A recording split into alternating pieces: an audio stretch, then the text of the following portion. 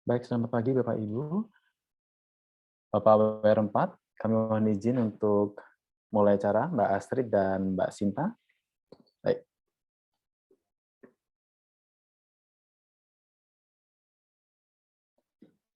Assalamualaikum warahmatullahi wabarakatuh. Salam sejahtera untuk kita semua. Selamat pagi, semoga kita selalu sehat dan dalam lindungan Allah, Tuhan Yang Maha Esa. Selamat datang kami ucapkan pada hari ini, Rabu, tanggal 4 Agustus 2021, kita dapat bersua maya dalam acara yang menarik, yaitu Roadshow Gerakan Nasional 1000 Startup Digital UNES dengan Kementerian Komunikasi dan Informatika Republik Indonesia.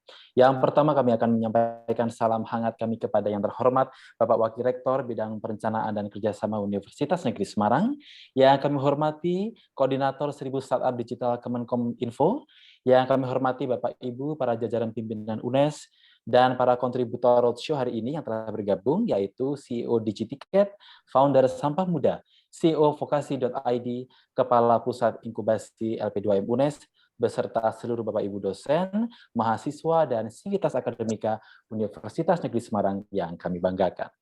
Hadirin yang kami hormati, pertama, mari kita bangkit berdiri sejenak untuk menyanyikan lagu kebangsaan Indonesia Raya. Hadirin dimohon berdiri.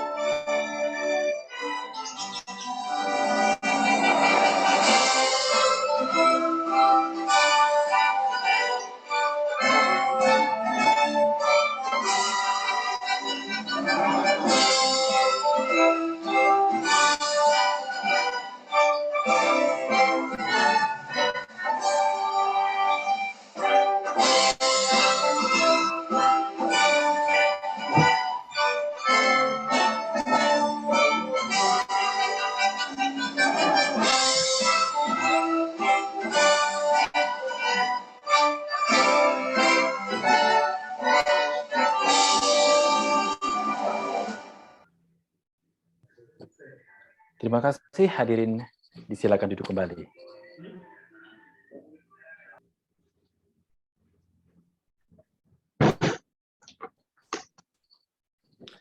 Bapak Ibu yang kami hormati dan hadirin selanjutnya, kita akan awali pagi hari ini dengan doa agar acara ini berjalan dengan lancar dan mendapatkan berkah dari Tuhan Yang Maha Esa. Berdoa kami persilahkan.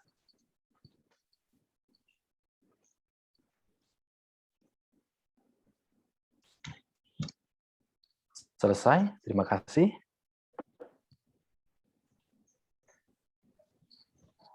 Hadirin yang kami hormati, acara selanjutnya adalah sambutan perwakilan dari Kementerian Komunikasi dan Informatika Republik Indonesia yang akan disampaikan oleh Corporate Partner Kominfo 1000 Startup Digital. Yang kami hormati, Ibu Astrid Azhara, kami silakan. Halo, sebelumnya selamat pagi. Suara aku bisa kedengeran? Ya, jelas, Mbak. Oke. Sebelumnya saya ucapkan terima kasih kepada yang terhormat Bapak Wakil Rektor UNAS, Bapak Dr. Handi Pratama. Juga sebelumnya saya ucapkan terima kasih kepada para narasumber hari ini dan juga dari peserta yang hadir hari ini. Sebelumnya, terima kasih telah memberikan waktu untuk Gerakan Nasional 1000 Startup Digital untuk bisa mengadakan program roadshow, salah satunya di Universitas Negeri Semarang. Sedikit overview mengenai Gerakan Nasional 1000 Startup sendiri pun, program ini diinisiasi oleh Kominfo pada tahun 2016, yang tahun ini akan dilaksanakan di 20 kota di 20 daerah pelaksana, salah satunya di Semarang, sebagai upaya bahu-membahu dan oleh penggerak ekosistem startup digital Indonesia. Dengan harapan kita mau mengembangkan semua talenta digital, bukan hanya berfokus pada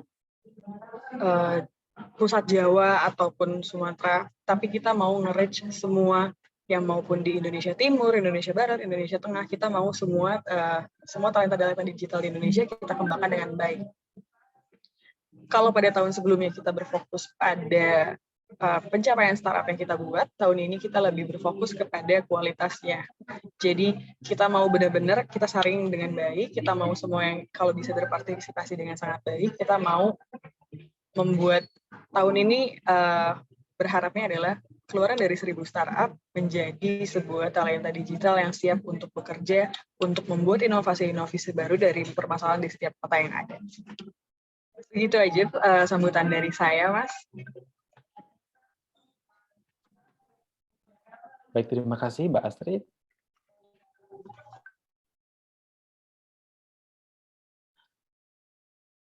Baik, berikutnya hadirin yang kami hormati, kita akan simak sambutan yang akan disampaikan oleh Wakil Rektor Bidang Perencanaan dan Kerjasama Universitas Negeri Semarang. Yang terhormat, Bapak Dr. Hendy Pratama, MA, kami persilahkan. Saya share 3 slide dulu, Mas. Baik.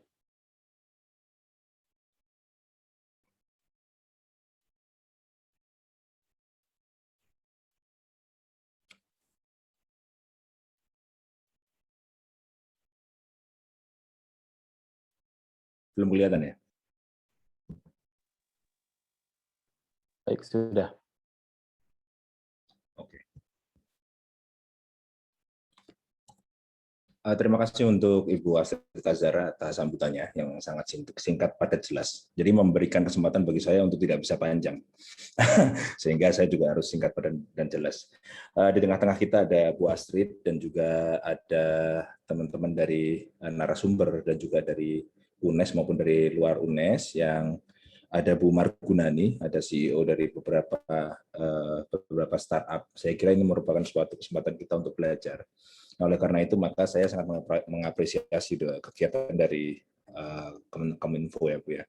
Jadi Kominfo sendiri juga menurut saya ini merupakan suatu gebrakan yang luar biasa, sudah beberapa tahun berjalan, dan saya lihat ada beberapa yang sudah lahir ya dari program ini juga, sehingga ini merupakan suatu kesempatan bagi kita bersama untuk memanfaatkan kesempatan ini secara mohon maaf, halo, oh ya, untuk layar udah kelihatan ya?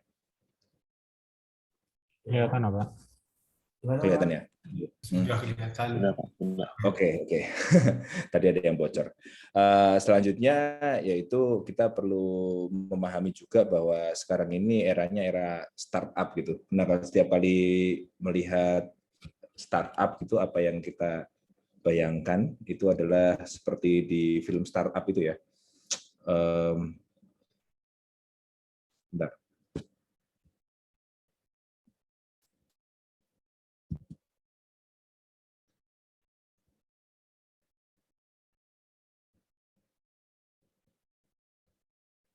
Ya kayak ini kayak di film startup ini ya. Jadi saya kira ada beberapa orang, ada beberapa teman-teman yang di sini mahasiswa atau dosen mungkin ikut kegiatan ini bukan karena programnya 1000 startup, jadi jangan-jangan wah saya pengen seperti di film startup gitu. Jadi menurut saya kenapa saya membandingkan kegiatan 1000 startup ini dengan dengan drama Korea ini. Saya juga nonton sih drama Korea ini, bagus sih. Percintaannya dan juga konsep tentang startup sendiri. Walaupun banyak hal yang dilebih-lebihkan, tapi ada satu hal yang saya lihat di sini. Menurut saya yang namanya drama Korea itu selalu ada usaha dari pemerintah untuk membuat suatu sosialisasi. Anggap kalau kita sekarang sosialisasi melalui inisiasi atau ignition kayak gini ya, di Korea malah dimasukkan ke dalam drakor yang terkenal gitu. Jadi orang itu langsung merasa bahwa perlu nih bikin startup. Kenapa? Karena emang pemerintahnya pun support, budaya di sana pun support. Dan di tempat kita ini, mohon maaf nih, Kalau ditawari tahun ini kalian berusaha, teman-teman yang ada di sini berusaha untuk punya perusahaan sendiri melalui startup atau keterima PNS gitu, tiba-tiba pikirannya udah buyar. Mohon maaf ya, karena kan karena kan memang di Indonesia ini menjadi PNS itu atau menjadi pegawai secara umum BUMN juga menarik gitu. Jadi ini merupakan suatu hal yang perlu kita atasi bersama, bahwa mendirikan suatu usaha entrepreneurship ataupun startup itu masih belum menjadi norma. Pada seneng kerennya sih, kerja di startup juga seneng, tapi kalau untuk bikin usaha itu masih merupakan suatu tantangan tersendiri secara minat dan secara keinginan. Nah, oleh karena itu saya mungkin berpesan kepada teman-teman yang ada di sini, baik pengelola, narasumber maupun peserta yang ada di sini, untuk melihat sudut pandang ini. Yang pertama, startup ini bukan urusan kita sendiri pribadi ya, tapi juga urusan daya saing bangsa gitu. Secara daya saing bangsa kita harus punya banyak startup. Nyatanya kita bisa besar karena Gojek, Traveloka, dan lain-lain nama-nama besar itu membuat kita terkenal di luar negeri. Kita di Southeast Asia misalnya, startup-startup itu yang sudah mencapai unicorn maupun dekakorn sekarang menjadi kebanggaan kita semua. Jadi ini masalah daya saing bangsa. Melalui perusahaan-perusahaan besar yang non-startup yang memiliki sektor real, kadang-kadang malah kita masih kalah dengan beberapa negara lain, tapi startup kita cukup dihormati kan gitu. Nah, selanjutnya yang paling jelas menyejahterakan masyarakat. Kalau teman-teman buka startup sekarang dan dengan bantuan Kominfo bisa sukses, kemudian bisa memberikan lapangan pekerjaan dan juga memberikan suatu kesempatan ya, nggak hanya buat diri kita sendiri, tapi juga buat teman-teman di luar sana yang ikut bekerja pada kita. Yang selanjutnya yaitu mengatasi permasalahan publik. Ya ini yang penting tadi, bahwa tadi disebut oleh Bu Astrid bahwa sebaiknya startup juga mengatasi masalah yang ada di kota-kota masing-masing. Misalnya masalah kemacetan, masalah sampah, masalah bahkan sekarang kan juga orang mau berkurban nggak bisa keluar rumah, ada startup yang bergerak di bidang kurban online kan begitu. Orang ingin beramal tapi sulit, ada yang untuk bisa beramal secara online. Jadi ini memang fokusnya pada permasalahan publik. Dan yang terakhir adalah saya bilang mumpung pandemik ya, pandemi ini tantangan dan juga memberikan ya banyak musibah lah gitu ya. Kita sudah melihat bahwa bagaimana orang menderita karena pandemi. Tapi di satu sisi dengan adanya PPKM, kemudian protokol, kita nggak bisa keluar, kita di rumah isinya pakai internet gitu. Ya inilah saat yang tepat untuk kapan lagi bisa punya banyak waktu di rumah atau tidak boleh keluar untuk mengembangkan startup. Kita bisa rapat dengan berbagai macam workspace station dan sebagainya, kita bisa kumpul dan bikin startup. Nah, oleh karena itu ini tidak hanya masalah teman-teman yang ikut di sini, tapi kita juga sebagai dosen, saya sebagai WR4 juga perlu belajar, saya sebagai pribadi juga perlu belajar gimana bikin startup atau membuat startup yang baik sesuai dengan yang baik itu yang apa, yang survive. Itu aja, yang survive dan menghasilkan produk dan juga bertahan sampai waktu yang cukup panjang gitu. Terima kasih. Wassalamualaikum warahmatullahi wabarakatuh. Waalaikumsalam warahmatullahi wabarakatuh. Terima kasih Pak Hendy. Baik, berikutnya kita akan saksikan sejenak video animasi tentang Gerakan Nasional 1000 Startup Digital Kementerian Komunikasi dan Informatika Republik Indonesia.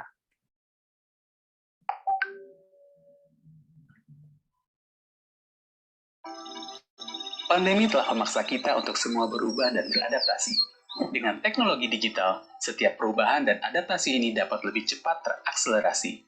Siapapun dan dimanapun, kini memiliki kesempatan yang sama untuk merintis sebuah solusi.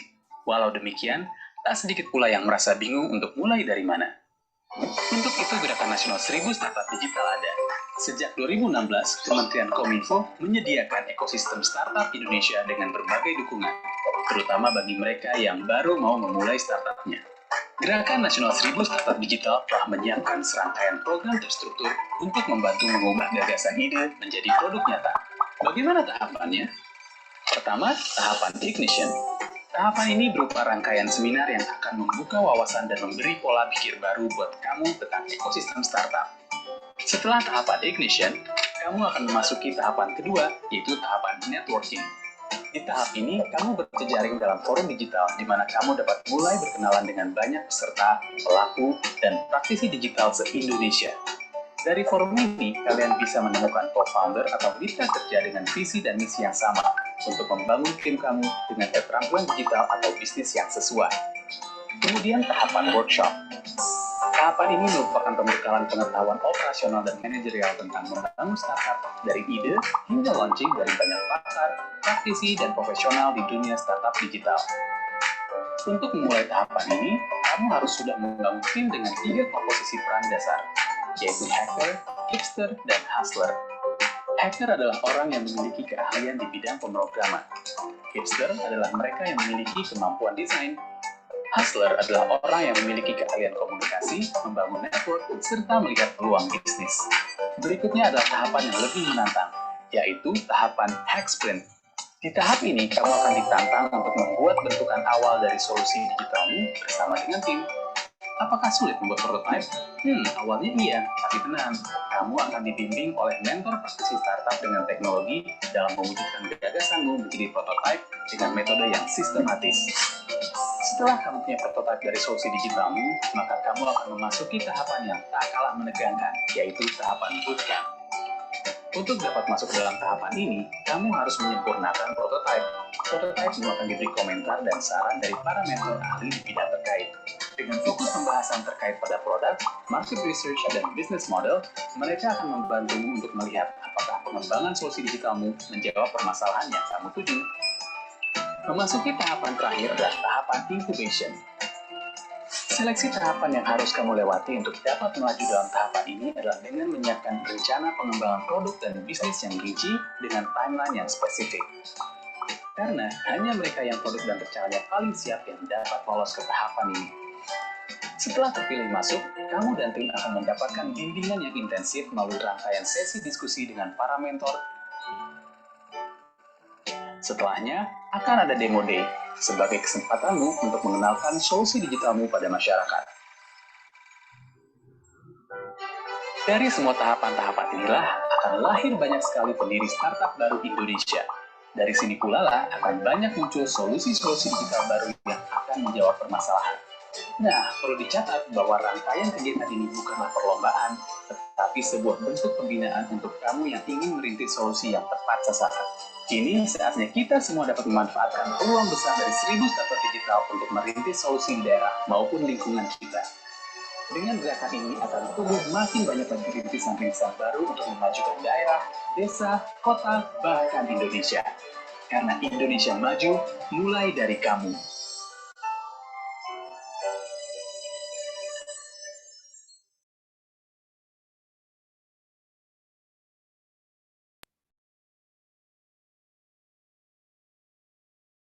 Baik, Bapak Ibu hadirin dan seluruh peserta, saatnya kita saksikan keynote speech yang akan disampaikan seorang CEO hebat yang telah menekuni startup dari awal hingga sukses sampai sekarang. Beliau adalah CEO dari DigiTicket. Kita sambut Mas Rizky Mulyantara. Kami persilahkan. Halo, selamat pagi. Assalamualaikum warahmatullahi wabarakatuh. Waalaikumsalam warahmatullahi wabarakatuh. Terima kasih kepada Mbak Astrid mewakili dari partner Kominfo dan juga terima kasih kepada Bapak Hendy atau mungkin lebih tepat dipanggil Mas Hendy ya kalau saya karena umurnya nggak beda jauh selaku WR4 dari Universitas Negeri Semarang. Senang sekali pagi ini saya bisa bertemu kembali dengan rekan-rekan satu alma mater saya di UNES karena dulu saya juga kuliah di UNES kebetulan tahun 2012. Nah, pada kesempatan pagi hari ini saya ingin share sedikit bagaimana bekal buat teman-teman yang mungkin sebagian besar saat ini masih ada di bangku kuliah untuk teman-teman bisa nggak cuma memulai tapi juga menumbuhkan startup yang teman-teman buat seperti itu.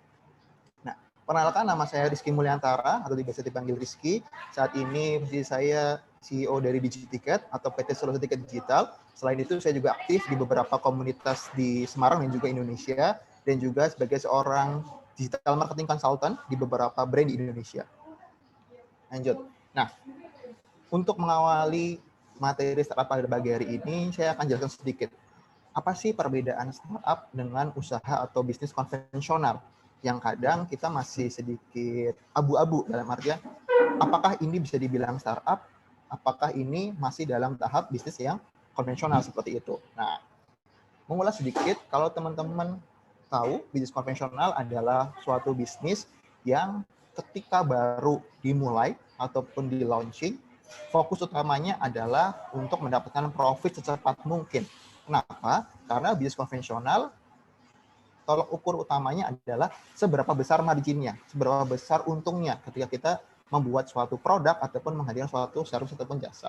Nah, di sisi lain, bisnis konvensional ini akan tumbuh bukan dari investor atau bukan dari penambahan modal yang masuk dari berbagai macam kalangan, tapi tumbuhnya ya tadi berdasarkan dengan percepatan laba atau pertumbuhan laba yang didapat oleh perusahaan tersebut, di mana sebagian besar bisnis konvensional ini dimiliki oleh perorangan biasanya, jadi salah satu pemilik mayoritas.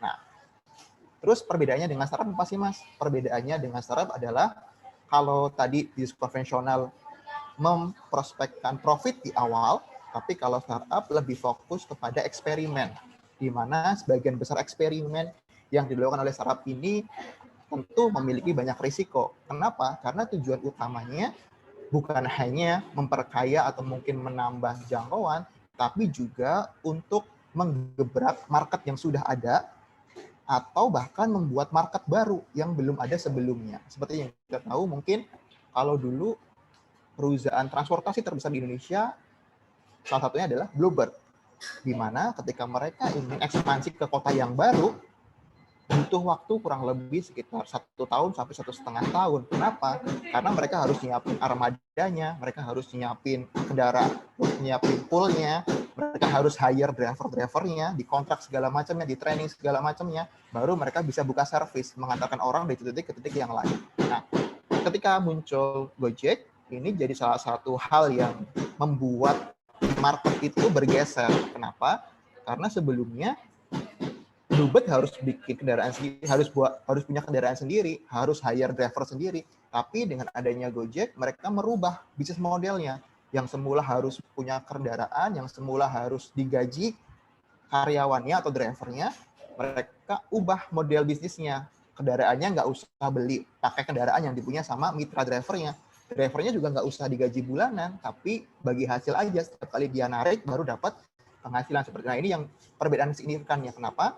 Karena dengan adanya perbedaan bisnis model ini, Bluebird yang semula mungkin butuh 1,5 tahun untuk buka cabang di kota baru, Gojek ini paling cuma butuh waktu 3-6 bulan untuk membuka atau ekspansi ke daerah yang baru seperti itu. Nah, terus apa aja sih, Mas, bekal yang kita nanti harus butuhkan atau siapkan untuk membangun suatu startup?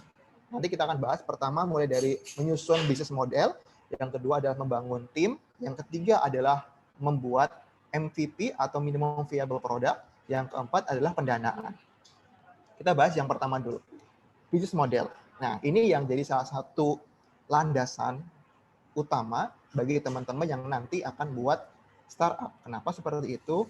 Karena tadi itu seperti yang dijelaskan, startup core utamanya adalah merubah bisnis model atau merubah market yang saat ini sudah ada di pasaran menjadi market yang lebih mudah untuk ditangkap atau bahkan menghadirkan satu segmen market yang baru. Nah, lumrahnya kalau teman-teman startup sekarang menggunakan metode Lean Canvas ini. Untuk apa? Untuk mendeskripsikan bisnis model apa yang ingin teman-teman nanti kejar seperti itu. Nah, biasanya teman-teman perlu mendefine nih mulai dari awal. Segmen customer apa yang teman-teman akan sasar? Segmen customer mana yang teman-teman mau sasar? Kalangan apa, kolom mana, atau segmen mana yang teman-teman mau nanti coba solusikan permasalahan mereka. Setelah itu digali, kira-kira segmen tersebut punya problem apa nih? Punya masalah apa yang saat ini belum terselesaikan? Kayak gitu. Terus yang ketiga baru teman-teman hadirkan service atau solusinya.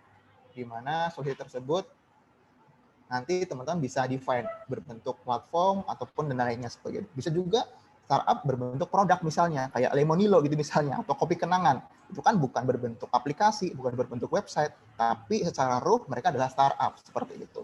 Nah, baru nanti teman-teman bergerak ke revenue stream, kira-kira nanti bisa mendapatkan penghasilan atau keuntungan dari sistem seperti apa. Customer nanti akan bayar seperti apa yang harus mereka keluarkan seperti itu. Nah, makanya di sini juga penting revenue stream di awal.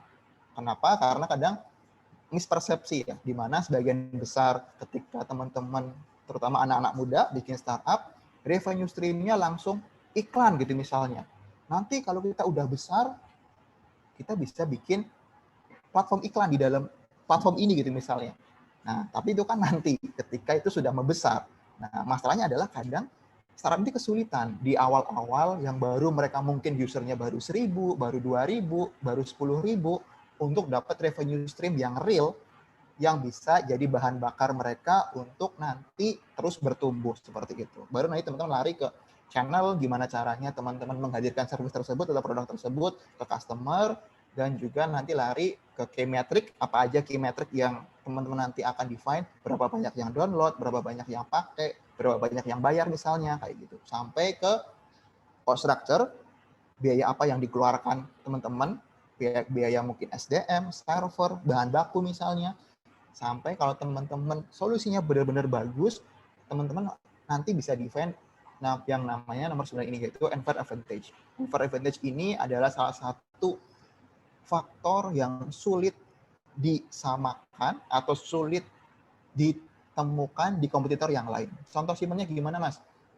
Contohnya, kalau DigiTicket itu sama-sama jualan tiket wisata, tentu tempat lain juga punya gitu misalnya ya. OTA yang lain, tiket.com, traveloka.com gitu, misalnya seperti itu. Nah, apa advantage-nya?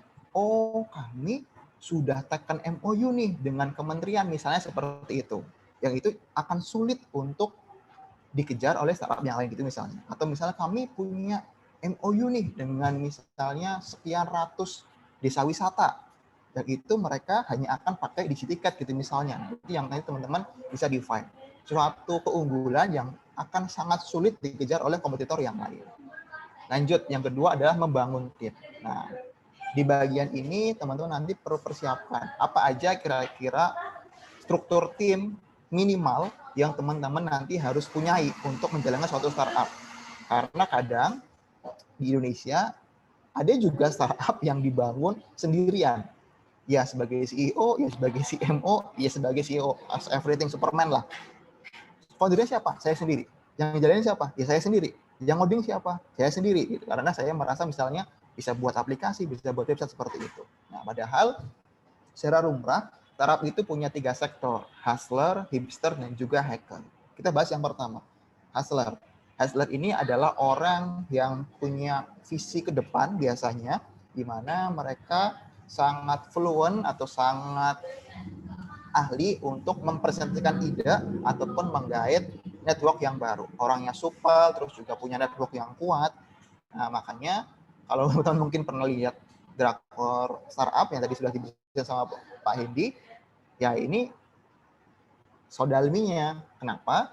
Karena Dalmi mungkin nggak bisa ngoding, Dalmi nggak punya experience di bidang teknologinya, tapi Dalmi punya kemampuan untuk apa? Untuk pitching ke investor, untuk mempresentasikan ide gagasan yang dia fluent untuk sampaikan itu ke partner ataupun investornya kayak gitu. Makanya kadang CEO ini nggak juga harus punya saham yang banyak kadang di startup. Bisa juga CEO itu jadi profesional kayak Microsoft misalnya. CEO-nya nggak punya banyak saham di perusahaannya, tapi dia di-hire secara profesional karena dia dianggap mampu untuk membawa perusahaan ini atau startup ini bergerak ke depan seperti itu. Lanjut, yang kedua adalah hipster. Nah, hipster ini adalah orang-orang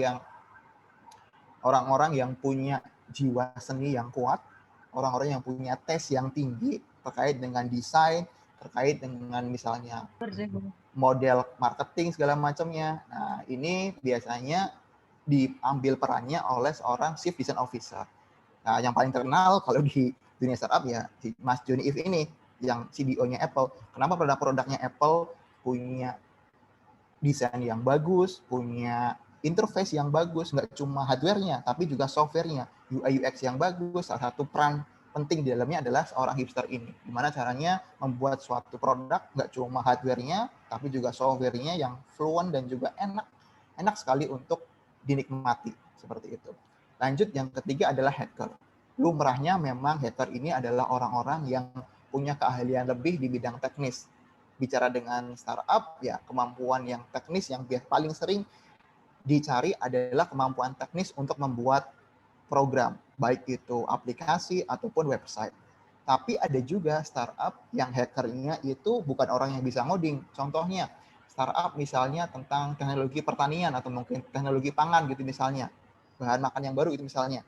Kadang hackernya ini atau CTO-nya ini bukan orang yang bisa bikin platform, tapi adalah peneliti misalnya yang dia ahli, tahu betul gimana teknis teknologi pangan, tahu betul teknis gimana teknologi pertanian gitu misalnya, yang dia tahu ruhnya produk tersebut atau service tersebut kayak gitu.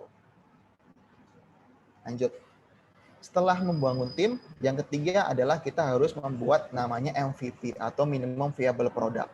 Nah, syarat kuncinya MVP adalah dia harus bisa benar-benar dicoba oleh si customer. Contohnya, saya menghadirkan platform jual beli sayur di Semarang gitu misalnya. Cara nyobanya gimana, Mas? Bukan kita terus koar-koar ngasih poster, ngasih gambar, ini loh ada platform baru, cara order saru gitu misalnya di Semarang. Cara ordernya gimana? Ya, nanti kita buat dulu. Nggak kayak gitu, tapi MVP ini adalah salah satu skema di mana customer bisa langsung nyobain produknya. Contohnya, ini saya hadir salah satu platform untuk order sayur mayur di Semarang gitu misalnya. Cara nyobainnya gimana? Silahkan kontak nomor WA ini, nanti akan diakses oleh admin untuk dikirimkan sayur-sayurnya gitu misalnya. Contohnya seperti itu. Gojek juga dulu awalnya bukan langsung bikin aplikasi atau bikin website atau bikin platform. Gojek juga dulu MVP-nya call center. Jadi kalau teman-teman tahu dulu Gojek nggak tiba-tiba muncul dalam bentuk aplikasi ataupun website, tapi Mas Nadiem itu bikin satu call center, bikin poster, sebarin ke kantor-kantor di daerah Jakarta, siapa yang butuh ojek panggilan silahkan telepon nomor ini. Modelnya mirip sama CS-nya Bluebird dulu. Orang customer telepon, nanti dari CS akan telepon drivernya, nanti dari CS akan konfirmasi lagi ke customernya, oh Mas Rizky ini dapat driver Bapak ini. Nanti akan datang dalam waktu sekian menit gitu misalnya. Nah, baru setelah MVP-nya itu terbentuk, baru si Gojek ini gimana caranya mempersingkat waktu antara orang order sampai dia dapat driver. Karena sebelumnya ketika dia harus telepon ke CS telepon balik, dari orang order sampai dapat driver itu butuh waktu sekitar 15 sampai 30 menit untuk nyari drivernya dulu, untuk nanti janjian ketemu jam berapa, segala macamnya kayak gitu. Nah, makanya baru dia bergerak untuk bikin platform, aplikasi ataupun website untuk tadi itu. Terutama apps-nya untuk tadi order. Gimana caranya orang bisa pilih alamatnya, bisa tentuin titik jemputnya di mana, dia langsung otomatis mencari driver terdekat dan akan dapat informasi driver siapa yang menjemput. Nah, ini yang semula waktu tunggunya 15 sampai 30 menit bisa dipangkas. Sekarang kita kalau order Gojek misalnya nggak butuh waktu dari 1 menit untuk dapat drivernya. Udah tahu siapa nama drivernya, berapa plat nomornya, segala macamnya kayak gitu. Harganya juga udah jelas, nggak perlu nego-nego lagi dengan drivernya. Udah jelas berapa yang harus dibayar kayak gitu. Nah, untuk membuat suatu MVP yang bagus, contohnya seperti ini teman-teman semua. Seringnya di Indonesia bikin yang skema yang kedua ini. Mau bikin alat transportasi, apa yang paling gampang dibikin? Ya udah otopet dulu deh, yang paling murah. Begitu dikirim ke market, ternyata market pengen yang bisa menjangkau daerah lebih jauh, yang bisa bawa barang gitu misalnya, bikin sepeda. Sepeda udah di deliver ke market, ternyata sepeda ini dapat feedback. Wah, sepeda capek ngayuhnya. Saya pengen jangkauan lebih jauh tapi nggak capek. Bikinlah motor yang orang nggak perlu ngayuh. Setelah motor dikirim ke market, dites ke market, ternyata dapat feedback lagi nih. Ah, saya kalau motor cuma bisa 2 orang, bisa nggak bawa 4 orang, bisa nggak bawa barang yang lebih, baru bikin mobil. Nah, ini yang biasanya membuat cost produksinya atau cost risetnya jauh lebih tinggi dibanding kita sudah define dari awal. Kita mau bikin alat transportasi, oke, apa alat transportasinya? Oh, mobil. Nah, baru bikin kira-kira mobil seperti apa yang paling minimum yang bisa dicobain sama customer gitu, misalnya kayak gini. Nah, oke, bikin aja bikin 2 kursi, bikin aja, nggak usah pakai bak gitu misalnya, baru nanti feedback di market ada baknya buat nyimpen barang, baru nanti feedback lagi, oh ternyata nggak cuma butuh penyimpanan barang, butuh juga space untuk orang lebih gitu misalnya, baru bikin yang model tertutup seperti ini, baru ini disempurnakan seperti ini kayak gitu. Itu nah, yang model terakhir ini, yang ketiga biasanya punya waktu yang lebih singkat dan juga punya budget riset yang jauh lebih ringkas. Lanjut, yang terakhir adalah pendanaan. Ini juga yang jadi salah satu kendala bagi teman-teman anak muda, terutama yang masih kuliah. Mas, saya mau bikin startup tapi nggak punya modal. Saya hanya punya keahlian gitu misalnya. Gimana caranya dapat pendanaan? Nah, saya akan share sedikit beberapa raw pendanaan yang pernah saya dapat. Pertama adalah dari Startup Indonesia, yang kedua NextDev, yang ketiga adalah Indigo Creative Nation. Saya share pertama, teman-teman yang masih kuliah punya peluang besar saat ini untuk dapat pendanaan dari Kemenristek. Sekarang gabung ke Kemendikbud kalau nggak salah. Namanya adalah SII, Startup Inovasi Indonesia. Nah, tahapnya ada berapa? Tahapnya ada 3 kategori. Ada tahap pre-startup, ini teman-teman bisa ajukan proposal. Teman-teman di tahap pre-startup ini, teman-teman hanya fokus untuk gimana caranya bikin produk yang bagus, untuk bikin prototipe produk yang akan nanti di-share ke market. Nah, atau di-launch ke market. Nggak perlu punya traction, nggak perlu punya user dulu, nggak masalah. Fokus bikin prototipe produk. Budgetnya teman-teman bisa ajukan sampai 250 juta. Dan ini bentuknya hibah. Yang kedua adalah startup. Nah, startup ini kategori di mana teman-teman sudah punya produk, teman-teman sudah punya user, tapi gimana caranya dengan tambahan modal ini, dan tambahan hibah ini, produknya bisa menjangkau market yang lebih luas. Penambahan fitur minor diperbolehkan, tapi nggak merubah secara total. Baru yang ketiga, yang paling besar adalah scale up. Ini adalah tahap di mana kalau teman-teman sudah punya startup, sudah punya user, sudah punya revenue yang stabil atau pendapatan yang stabil, teman-teman ingin growth lebih tinggi, teman-teman ingin scale up lebih tinggi, teman-teman baru bisa ikut yang kategori 3 ini atau scale up. Bisanya hibahnya sampai 1 miliar. Dan ini bentuknya hibah, bukan pinjaman, bukan tukar aset. Jadi teman-teman nggak perlu ngasih saham ke Kemenristek atau kementerian. Ini murni hibah. Teman-teman bisa pakai untuk development startupnya. Yang kedua adalah the next dev. Nah, the next dev ini biasanya lebih condong untuk mengangkat startup-startup yang punya nilai sosial yang tinggi. Social preneurship, social technopreneur ini biasanya sangat disukai sama the next dev dari Telkomsel. Kenapa? Karena di the next dev ini memang mereka nggak memberikan hibah atau memberikan hadiah yang banyak, tapi yang paling unggul dari mereka adalah exposure-nya. Ketika teman-teman sudah masuk ke lingkaran the next dev ini, teman-teman akan diliput oleh banyak media yang itu bisa menambah awareness produk atau masyarakat teman-teman semua di Indonesia.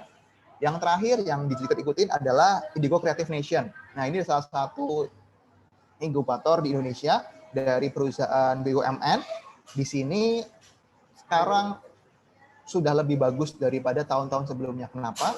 Karena ketika kita sudah masuk ke Indigo Creative Nation, kita nanti bisa dapat funding atau dapat investasi sampai dengan 2 miliar. Nah, syaratnya apa Mas kalau udah Indigo Creative Nation ini? Syaratnya mirip dengan yang tadi program Kemenristek tapi SII yang modal yang scale up, di mana teman-teman harus punya startup, harus sudah punya MVP dan sudah punya traction-nya.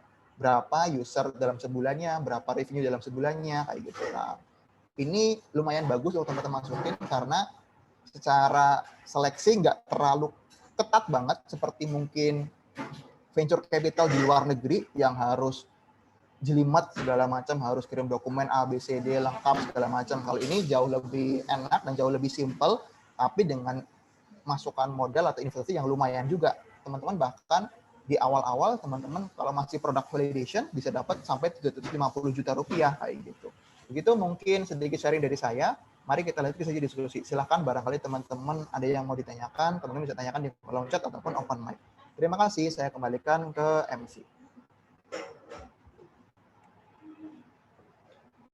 Baik, terima kasih Mas Rizky.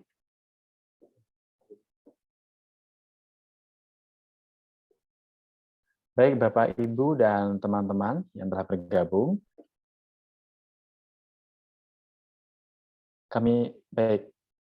Saatnya kita akan ikuti bersama diskusi panel dengan tema membangun negeri sejuta potensi, dan kami undang kontributor dan narasumber pada pagi hari ini yang telah bergabung. Yang pertama adalah Mas Rianes Putra.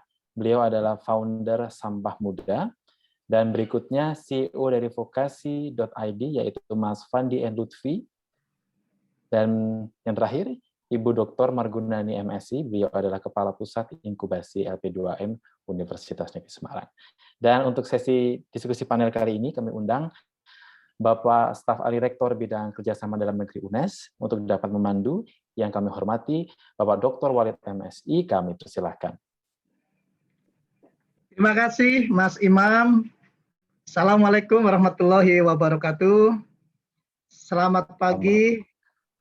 Salam sejahtera untuk kita semua.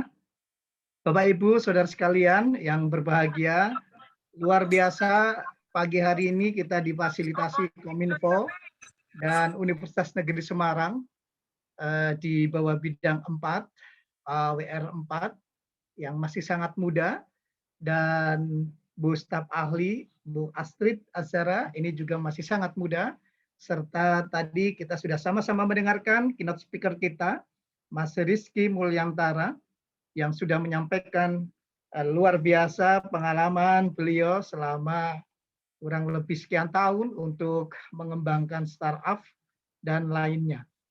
Bapak Ibu, saudara sekalian yang berbahagia, kali ini kita akan mendengarkan bersama diskusi panel dengan tajuk Membangun Negeri Sejuta Potensi. Tentu kita berharap Roadshow Gerakan Nasional 1000 Startup Digital di Universitas Negeri Semarang ini nanti akan melahirkan startup baru yang seperti Mas Rizky. Kebetulan Mas Rizky juga alumni dari Universitas Negeri Semarang. Kita menghadirkan dalam kesempatan ini 3 pembicara. Yang pertama Mas Renes Putra, founder Sampah Muda. Kemudian beliau masih sangat muda, jadi saya panggil Mas saja ya. Selamat pagi Mas Renes Putra. Gimana kabar? Selamat pagi, alhamdulillah sehat Pak. Alhamdulillah. Tentunya pagi ini kami dan peserta yang kurang lebih 244 ini dari Universitas Negeri Semarang akan mendengarkan bagaimana pengalaman panjenengan ya, Mas Renes Putra, dalam mengembangkan startup di bidang khususnya sampah muda. Apa ini sampah muda? Karena kami juga pernah dulu mendengar ada anak-anak muda yang mengelola sampah menjadi didaur ulang, kemudian berhasil sampai ekspor ke luar negeri. Kemudian kami panggil yang kedua adalah Mas Fandi N. Lutfi, CEO Vokasi ID. Selamat pagi. Selamat pagi Pak Walid.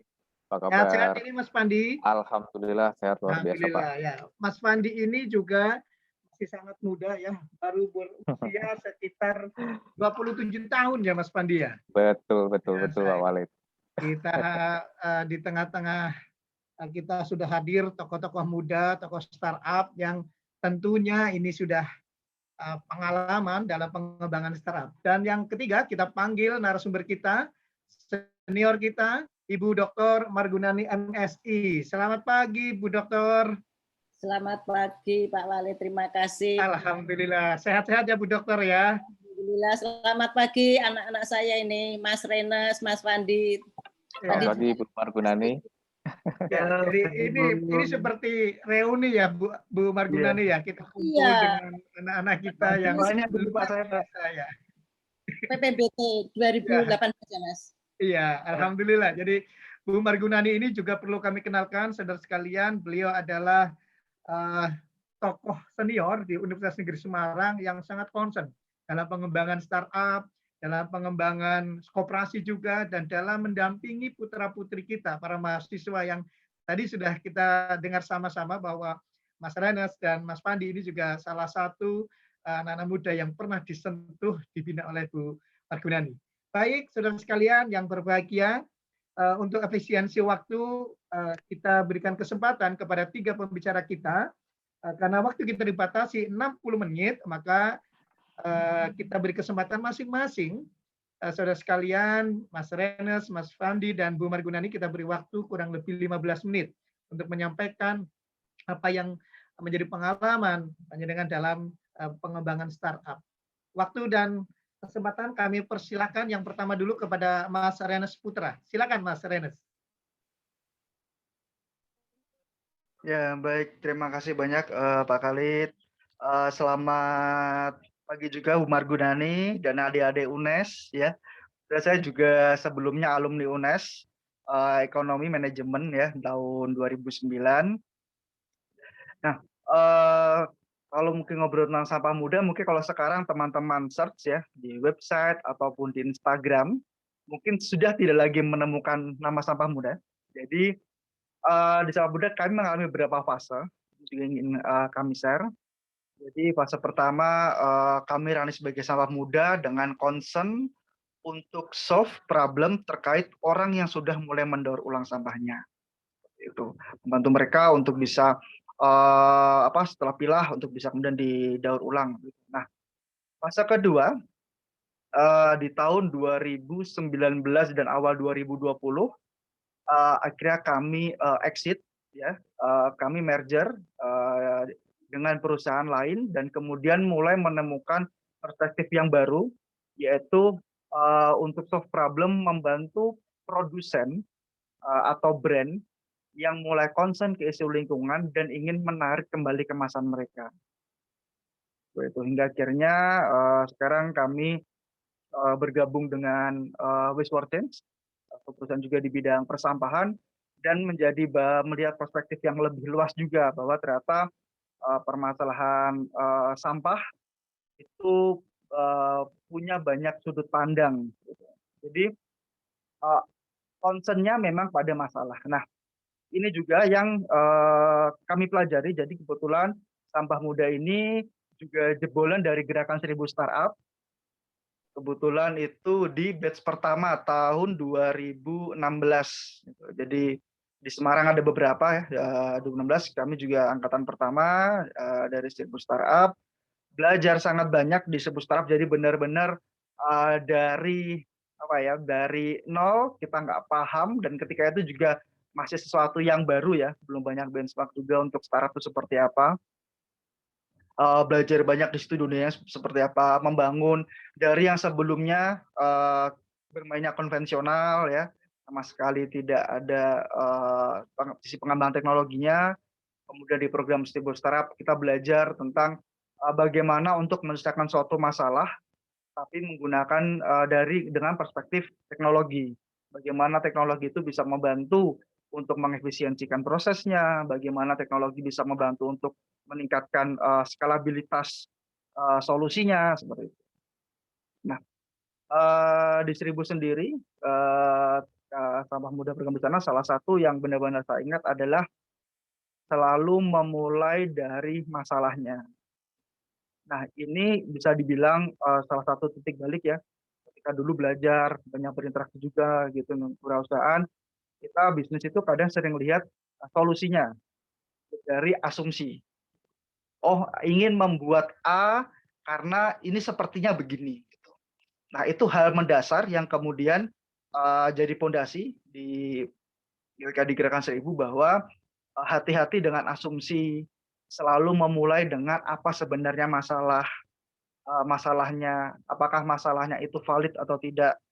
Karena kewirausahaan dilihatnya tidak hanya sebagai sebuah upaya untuk create value ya, tapi juga sebagai upaya untuk kemudian menghadirkan solusi atau mengobati sesuatu yang sakit. Nah, jadi harus ditentukan apa sebenarnya yang menjadi masalah. Itu yang benar-benar dipelajari.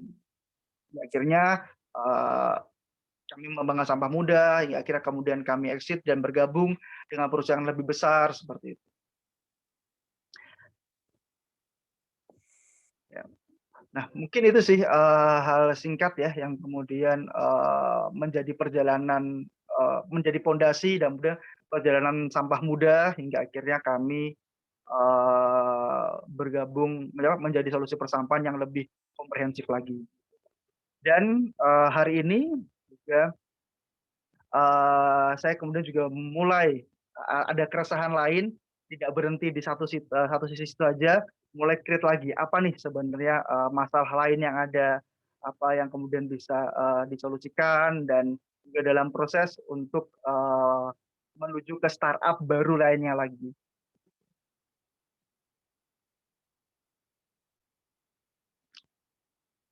Nah, silakan mungkin ya penontonnya apa ada sesi tanya jawab. Jadi kalau misalnya teman-teman ada yang ingin bertanya dipersilakan.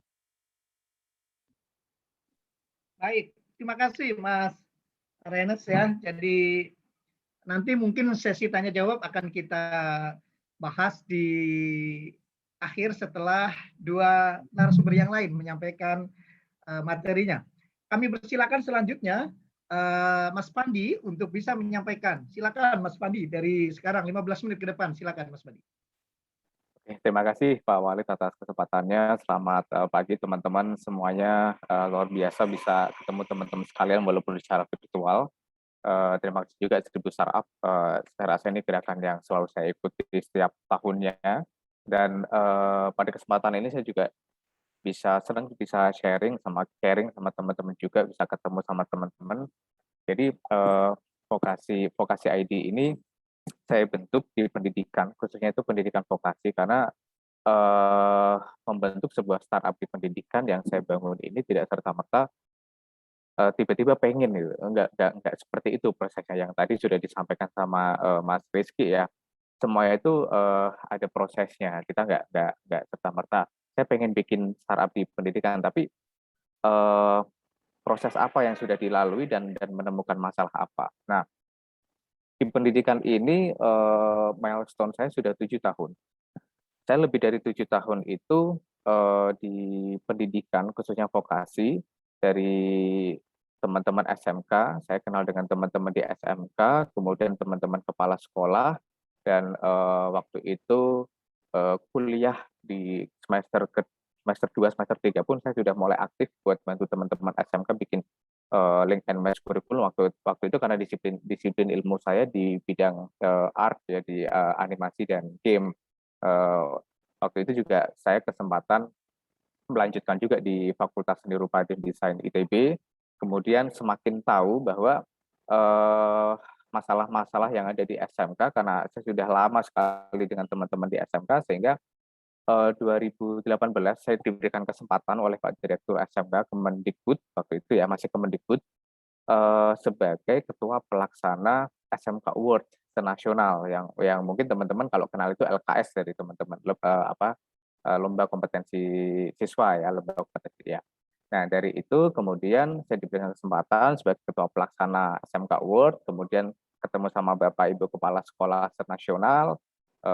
Dari situlah perjalanan saya buat semakin melebarkan network saya dengan SMK-SMK yang lain di luar dari Semarang, Jawa, kemudian juga ada dari Kalimantan, Sumatera. Nah, dari situlah kemudian pandemi datang. Terus terang vokasi ini terbentuk karena ini ya, dalam masa pandemi di bulan Oktober 2020 kita baru operasional, kemudian tapi risetnya itu dari tahun 2019 dari teman-teman SMK kita kumpulkan, Bapak Ibu Kepala Sekolah kita ngobrol-ngobrol santai, dan ternyata waktu pandemi mereka mempunyai masalah yang besar. Saya rasa teman-teman perguruan tinggi pun juga sama, sampai saat ini belum bisa tatap muka ya secara offline gitu kan. Masih perkuliahannya, pembelajarannya bisa dilakukan secara online dari. Nah, ini pun kalau di SMK saya concernnya di SMK ya, untuk segmen pertama saya ini, soalnya teman-teman di SMK, bantu teman-teman SMK. Soalnya teman-teman SMK selain tidak bisa tatap muka, mereka juga punya kendala tambahan, yaitu tidak bisa melakukan praktek kerja industri. Mungkin ada juga teman-teman mahasiswa yang mengalami hal yang sama. Nah, ini menjadi concern kami. Akhirnya saya diundang waktu itu Agustus ke Kabupaten Waikanan, Provinsi Lampung. Saya 4 hari di sana. Yang ekspektasi saya adalah 1 hari saya bisa kunjungan ke 2 sekolah, tapi ternyata hanya 1 sekolah karena jarak antara 1 sekolah ke sekolah lain kita butuh waktu 3 jam sampai 4 jam dengan kondisi jalan yang kurang bagus, mungkin tidak semuanya aspal, masih ada jalan tanah, itu pun kalau hujan kita harus muter di tempat lain. Nah, itu adalah awal mula saya mulai respect dengan teman-teman siswa kita di SMK di luar Jawa, yang mereka itu dengan kondisi seperti itu mereka masih semangat untuk belajar, dan mereka mengalami kendala yang besar, yaitu salah satunya adalah mereka nggak bisa praktek kerja industri tuh di sana tuh. Nah, karena kapasitas industri di daerah itu sangat minim sekali ya, minim akses ya. di daerah itu seperti di Waikanan. Di Semarang pun itu juga sama. Contoh di Semarang itu sekolah animasi SMK yang mempunyai kompetensi keahlian animasi itu ada 4 sekolah. Nah, kurang lebih siswanya ada 700 lebih, tapi industrinya nggak ada lebih dari 5. Nah, ini kan jadi problem yang akhirnya mereka mau nggak mau harus keluar daerah untuk bisa praktek kerja industri. Tapi ketika di luar daerah ada kendala baru lagi, yaitu soal kemampuan orang tua yang sepenuhnya tidak mampu membiayai dari kos harian dan lain-lainnya. Itulah yang jadi latar belakang, oke kita bantu teman-teman SMK untuk mereka tetap bisa melakukan praktek kerja industri walaupun di sekolah kita tidak ingin mereka terbengkalai, tidak ingin ada penugasan-penugasan saja, tapi mereka harus tersupervisi oleh industri walaupun di luar Jawa. Dan kita operasional itu di bulan Oktober 2020 dan sampai per Mei ini kita sudah membantu lebih dari 1.000 siswa SMK yang sudah kita plotting ke industri-industri. Ada SMK dari Lampung, dari Kalimantan, dari beberapa Jawa juga. Itu mereka magang di Jogja, magang di Semarang, magang di Jakarta, dan itu mereka betul-betul bisa mengikuti dengan baik dan tanpa harus ke Jakarta, mereka bisa magang di tempat Jakarta. Dan memang ini kita sedang penjajakan juga supaya teman-teman SMK bisa magang khususnya di perikanan. Perikanan kami berpartner dengan Aruna, startup perikanan besar ya yang kita tahu di Indonesia. Walaupun SMK mereka punya akses untuk bisa mencari pengalaman untuk magang di Aruna. Jadi kita memang membantu menghubungkan teman-teman SMK biar bisa ketemu sama mentor industri untuk mereka magang atau praktek kerja industri. Nah itu satu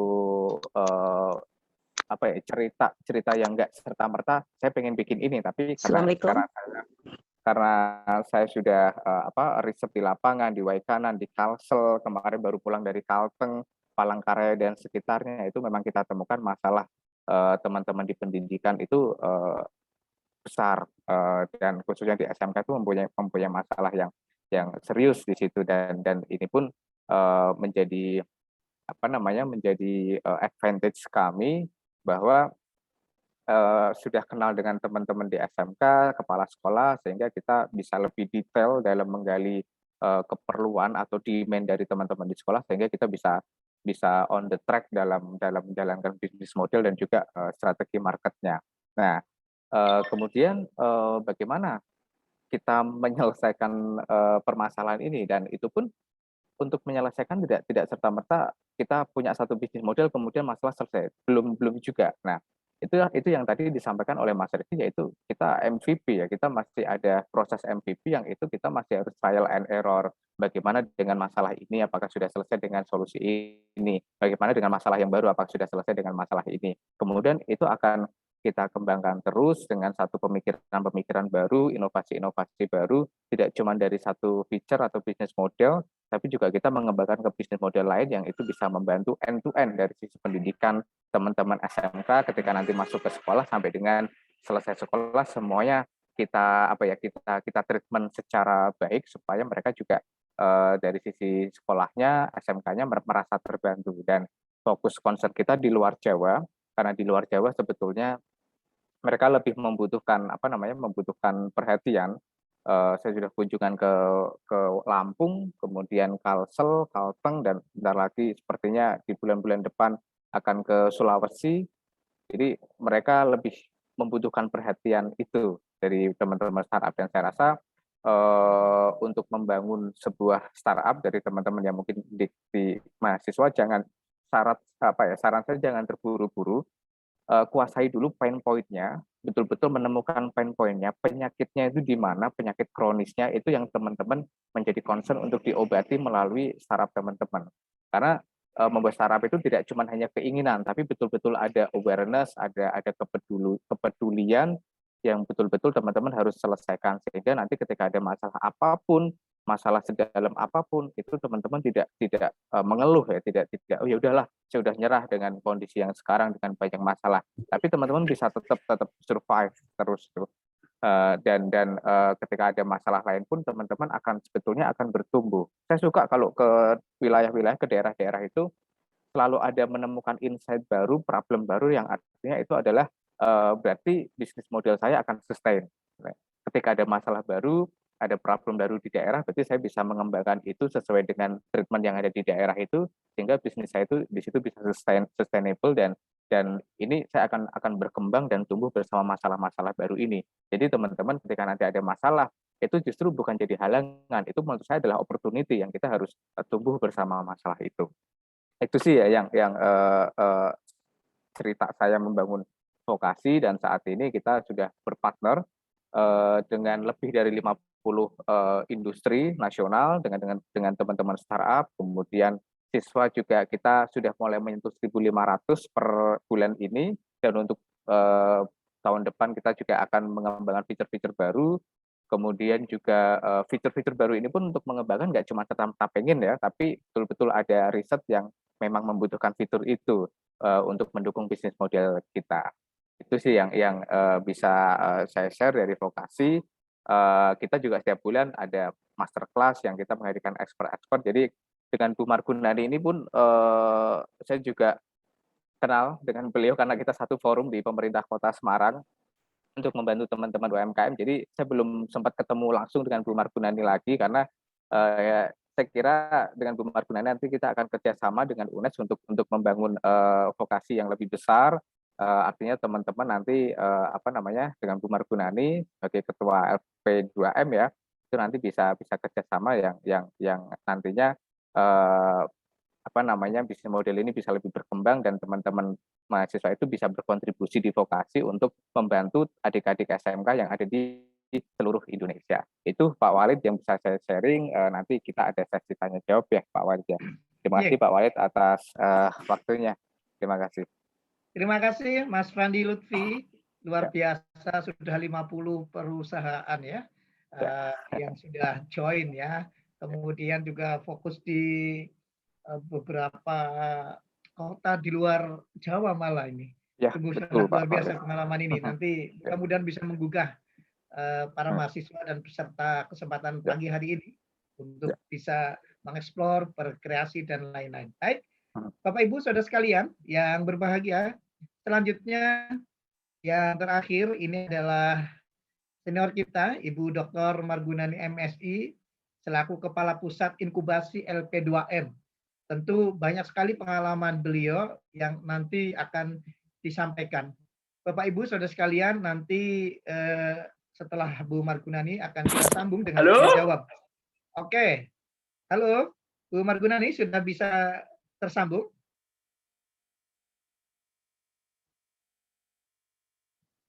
Selamat pagi Bu Margunani. Ya, kita masih menunggu komunikasi dengan Bu Margunani, Bapak Ibu Saudara sekalian, karena sepertinya ada sedikit gangguan jaringan ya. Halo Bu Margunani, sudah kembali join di forum kita ini? Mohon menunggu ya. Pak Walid. Oke, baik. Sebentar, sambil kami menunggu ya, Mas. Ya, diundang lagi. Ya, sambil menunggu Mas Pandi. Kalau Mas Pandi di industri kreatif di Kota Semarang berarti bareng Mas Eko ya? Eko Aribowo. Ya. Ya, dekat Pak dengan. Ya, kebetulan Pak Walid juga biasa di koperasi, biasanya bareng kemarin. Ya. Industri kreatif juga Mas Eko dimasukkan di Jawa Tengah kayaknya ya sama Pak Gubernur. Iya, sebagai di komite. Iya. Iya, anak-anak muda yang potensial yang luar biasa ini. Mudah-mudahan adik-adik ini bisa para mahasiswa bisa mengadopsi ya pengalaman-pengalaman ini. Tentu peluang startup ini luar biasa ya kalau kita fokus konsen baik di UMKM maupun di ini yang sedang digalakan di startup digital ini sungguh sangat luar biasa. Mas Arianus dan Mas Fandi ini sudah banyak pertanyaan dari peserta yang nanti akan harus dijawab ini para pembicara. Namun demikian karena waktu terbatas ya nanti barangkali beberapa pertanyaan yang kita pilih ya yang sudah masuk di chat Zoom ini juga sudah banyak. Kemudian nanti barangkali ada penanya langsung karena ini para mahasiswa pengalaman saya mengampu mata kuliah kewirausahaan juga sebenarnya mahasiswa ini kreativitasnya bagus ya. Hanya kesempatan untuk ini mengembangkan mungkin modal, kemudian keberanian. Ini kan butuh jiwa berani yang luar biasa seorang pengusaha, calon pengusaha begitu. Baik, Betul. Margunani sudah join, Mas Imam? Ya, sepertinya belum join. Belum, Bapak. Ya, bagaimana Mungkin kalau kita isi dulu menjawab monggo, pertanyaan yang ada ya dari ya. Mas Rianis Putra dan Mas Fandi begitu, sambil menunggu Bung Margunani ya. Benar, Pak Baik. Walid, monggo. Baik, Ya. terima kasih. Ini Mas Rianis Putra dan Mas Fandi nih, ada pertanyaan pertama ini yang ada di chat ya. Jadi di chat ini sudah ada beberapa pertanyaan. Salah satunya ini yang dari Mas Agus Jainal Hasan ini ya. Boleh nggak sih kita itu pakai nama produk yang mirip dengan kompetitor? Nah, coba ini pertanyaan dari Mas Agus Zainal Hasan.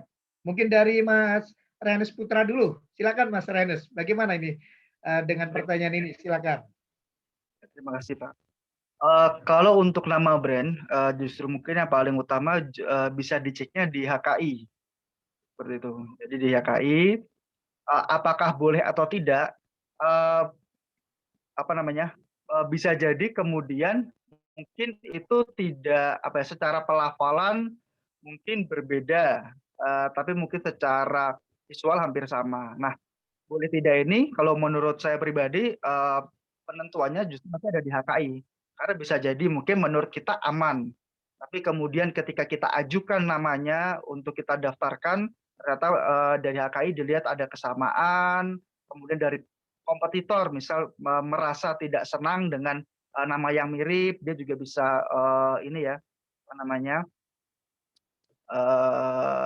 mengajukan keberatan. Nah, itu yang bisa terjadi gitu.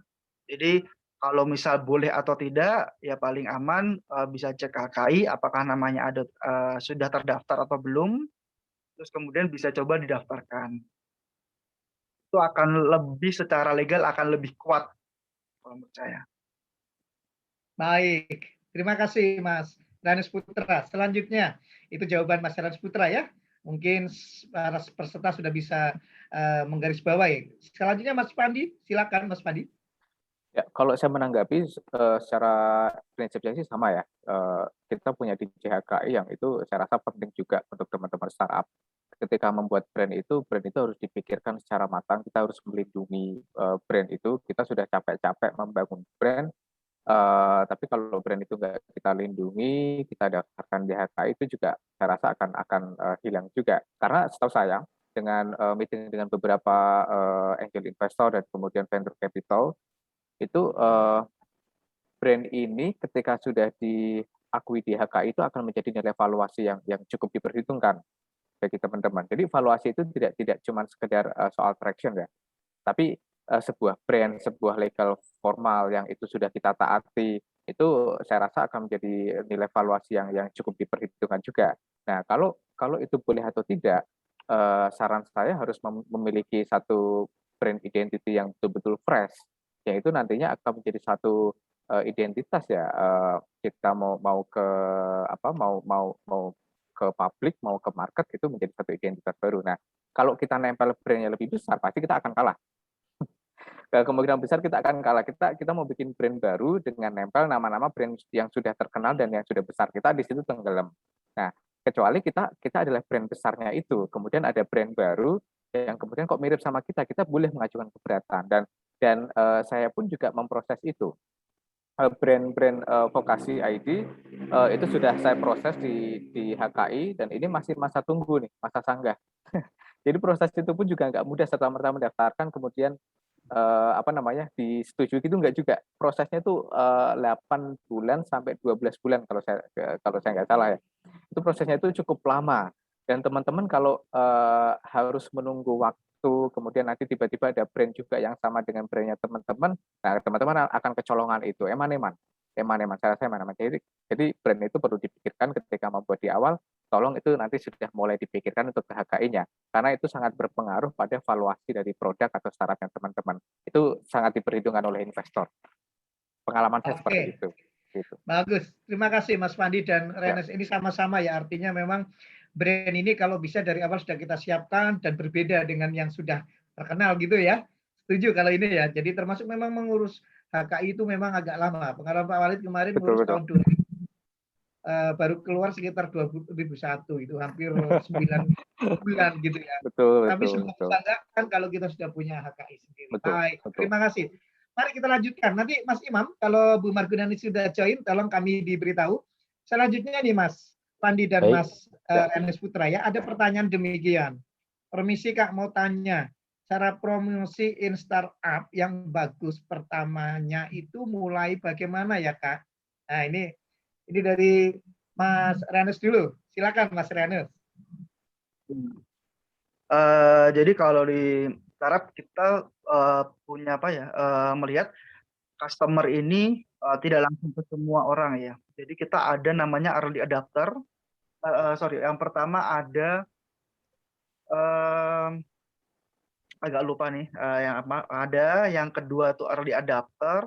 Terus kemudian yang ketiga tuh ada mass customer ya. Nah, jadi fokus kita itu benar-benar kepada orang yang memang punya masalah yang kita sedang bangun solusinya. Ya. Jadi tidak mencoba untuk kemudian kita punya produk dan kita berikan ke banyak orang. Akan lebih baik apabila teman-teman concern melayani 10 orang dulu dibanding mencoba untuk menawarkan produknya ke 100 orang. Nah, dari mana kemudian dapat kita tahu 10 orang ini? Nah, di awal sebelum kita bangun bisnisnya, itu kan kita sudah memahami sebenarnya user atau customer kita siapa. Istilahnya sih kita sudah paham user persona. Nah, dan itu bisa sangat detail ya. Jadi, kita concern-nya semisal ingin membantu seorang petani muda yang tinggal di suburban ya, atau mungkin tinggal di daerah di kota penyangga, misal gitu, yang sedang memulai bertani dengan rentang usia sekian, mereka punya masalah ini, bla gitu. Itu kan jadi cukup spesifik. Dan produk pertama kita ya kita tawarkan ke mereka gitu. Nah, dari early adapter itu nanti makin lama, tarif itu nanti akan makin tumbuh. Karena bisa dibilang mungkin kalau kita lihat mungkin bisa dibilang seperti Gojek kali ya, di awal-awal gitu konsepnya adalah ke orang perkantoran yang berangkat kerja, pulang kerja dari Jakarta gitu. Fokusnya hanya ke sana, dia tidak mencoba untuk ke semua orang yang naik ojek gitu, enggak. Karena benar-benar yang dilihat redaktor ya, yang sangat sempit sekali. Karena menurut saya gini, akan lebih mudah hemat resource, biaya, energi dan lain-lain, dan lebih cepat ketika kita memuaskan 5 orang, ya benar-benar puas, dan kemudian dia akan bercerita ke orang lain, dibanding kita mencoba untuk melayani 50 orang sekaligus. Begitu. Oke, terima kasih. Ini strategi yang dilakukan Mas Ernest ya. Terima kasih Mas Ernest Putra. Selanjutnya Mas Pandi. Silakan Mas Pandi. Ya, jadi kalau memulai promosi di Lean Canvas itu ya memang itu ada early adopters. Tapi gini teman-teman, ketika kita membuat satu analisis bisnis untuk startup kita, itu ada yang namanya analisis untuk market size, itu ada yang namanya TAM, SAM, sama SOM. Kita harus memahami itu juga. TAM itu total available market, SAM itu serviceable market, kemudian SOM itu adalah share of market kita berapa. Nah, itu sebetulnya bisa sebagai patokan analisis market kita sebetulnya ada atau enggak. Nah, ketika mau ke promosi kita adalah ke calon customer kita, ke segmen kita. Nah, lingkup terkecilnya yang disampaikan Mas Renes yaitu adalah early adopters kita itu siapa di situ. Itu ada di analisis Lean Canvas ini. Nah, kalau jadi di analisis itu sebetulnya ada dua ini ya, ada dua format. Kalau teman-teman terbiasa mendengar bisnis model Canvas. Nah, ini ada baru nih, Lean Canvas atau Lean Startup. Ini satu bisnis model yang mungkin hampir sama, tapi sebetulnya cara pendekatannya kalau saya lebih suka, lebih nyaman dan lebih spesifik menggunakan Lean Startup Canvas. Nah, itu lebih spesifik karena ada early adopters dan key metric dan lain-lainnya. Nah, early adopter customer ini berkaitan dengan key metrics-nya. Nah, yang ingin dicapai itu sebetulnya apa? kalau kita ingin promosi, ingin hanya ingin memberikan brand awareness-nya startup kita, ya kita oke, segmen kita di sini siapa yang paling mendekati. Misal kalau kalau saya di edukasi di teman-teman SMK, segmen saya adalah bukan bukan SMK-nya, bukan anak-anaknya, tapi adalah sekolahnya, kepala sekolahnya. Kalau saya seperti itu, bukan anak-anaknya. Yang pertama menjadi segmen saya adalah kepala sekolahnya dan kemudian guru-guru atau ketua kompetensi keahlian dari masing-masing kejuruannya, kompetensi keahliannya itu. Itu menjadi segmen yang paling sempit, segmen terdekat saya daripada teman-teman dari SMK atau siswa-siswinya. Nah, kalau mereka sudah oke, mereka kita promosi. Kalau saya menggunakan one to many, caranya itu one to many. One to many itu adalah seperti ini model webinar. Saya presentasi, kemudian audiens saya siapa? Ketua-ketua jurusan di masing-masing SMK. Nah, sehingga sasaran saya untuk promosi itu tepat. Karena apa? Mereka mempunyai problem yang saya sasar gitu. Problem mereka kesulitan industri, nah saya mempunyai teman-teman industri. Kemudian saya bicara itu. Kalau saya bicara dengan teman siswa-siswi SMK, belum tentu dapat. Karena apa? Ini konteksnya adalah B2B, bukan B2C. Kalau saya B2C, saya dengan end user, dengan siswa-siswi SMK. Tapi kalau saya B2B, saya dengan siapa yang akan saya ajak mitra untuk partner B2B-nya. Jadi banyak parameter-parameter yang ketika kita mau promosi, yang pertama itu seperti apa ya, kita tentukan segmen kita dulu. Di breakdown, betul-betul di breakdown, time, Samsung, kemudian early adopters kita siapa, dan kemudian ditentukan kayak itu. Saya sepakat, saya setuju dengan pendapatnya Mas Renas, itu akan lebih bagus ketika kita bisa mencapai 10 orang, itu bisa semuanya paham, semuanya bisa ngerti apa yang startup kita punya, dan mereka akan membicarakan traction, mereka akan menjadi traction kita daripada kita membuang operational cost atau marketing expenses untuk 100 orang yang cuma nyantelnya cuma satu, gitu. Jadi kita untuk ke promosi pun juga banyak pertimbangan juga, marketing expenses, kemudian operasional. Kalau emang itu melalui digital ya berarti cuma expand untuk digitalnya aja. Tapi kalau kita harus door to door tuh, harus nyebar flyer, saya rasa itu udah bukan saatnya. Sarap harus ke digital. Kecuali kita ada event yang itu harus ada flyer. Nah itu strategi marketing yang direct ke end user. Nah, itu sih yang bisa saya sampaikan buat teman-teman. Itu Pak Walid. Oke, terima kasih Mas Fandi dan Mas Ranis Putra sudah menjawab 2 pertanyaan dari peserta ya. Baik, peserta ada yang mau bertanya langsung, silakan sebelum saya bacakan lagi di chat yang sudah ada. Ada yang mau bertanya langsung? Salah satu peserta boleh? Biar makin hidup suasana sambil menunggu koneksi dari Bu Margunani. Oke, kita tunggu ya. Kalau yang mau bertanya langsung bisa hand raise ya di sana. Baik, ini ada pertanyaan juga ini dari Mas Muhammad Salman Al-Farizi. Selamat siang, Mas. Saya Faris. Izin bertanya, gimana milestone yang membuat Mas akhirnya memutuskan untuk membangun startup? Nah, jadi milestone-nya bagaimana ini? Mungkin bisa ceritakan awal-awalnya bagaimana ini Mas Fandi dan Mas Renas bisa memilih ke startup. Monggo Mas Fandi dulu gantian. Silakan. Oke. Ya, Walid. Ya, milestone tadi sudah saya ini ya saya paparkan. Jadi untuk membuat satu startup itu kita memang harus punya milestone yang tidak serta-merta kita pengen bikin startup. Karena saya concern di pendidikan, di edukasi, vocational education, jadi milestone saya itu sejak tahun 2012. Sejak tahun 2012. Nah, di 2012 saya sudah mulai komunikasi dengan teman-teman di SMK karena waktu itu saya pernah membuat satu modul untuk teman-teman animasi. Background saya animasi, saya lama sebagai seorang 3D animator, mungkin ada 4-5 tahun sebagai seorang 3D animator. Saya membuat modul, kemudian itu mulai banyak di-share ke teman-teman SMK, sehingga saya mulai banyak komunikasi dengan teman-teman SMK. Kemudian setelah itu saya mulai membuat satu industri, kemudian networking sih yang paling saya rasakan di sini adalah kita harus terbuka ya sebagai seorang inisiator atau seorang founder, secara founder kita harus terbuka terhadap network. Kita nggak bisa tertutup ketika ada orang yang mau kontak ke kita, kemudian kita menutup diri, nggak mau karena saya nggak suka ngobrol sama orang, kita nggak bisa kayak gitu, karena kita networking, channeling itu menjadi satu hal yang penting. Nah, kemudian di tahun 2000 berapa ya? Saya agak lupa. Saya sudah mulai kunjungan ke beberapa SMK, kemudian saya udah ngerti betul penyakitnya SMK itu seperti apa.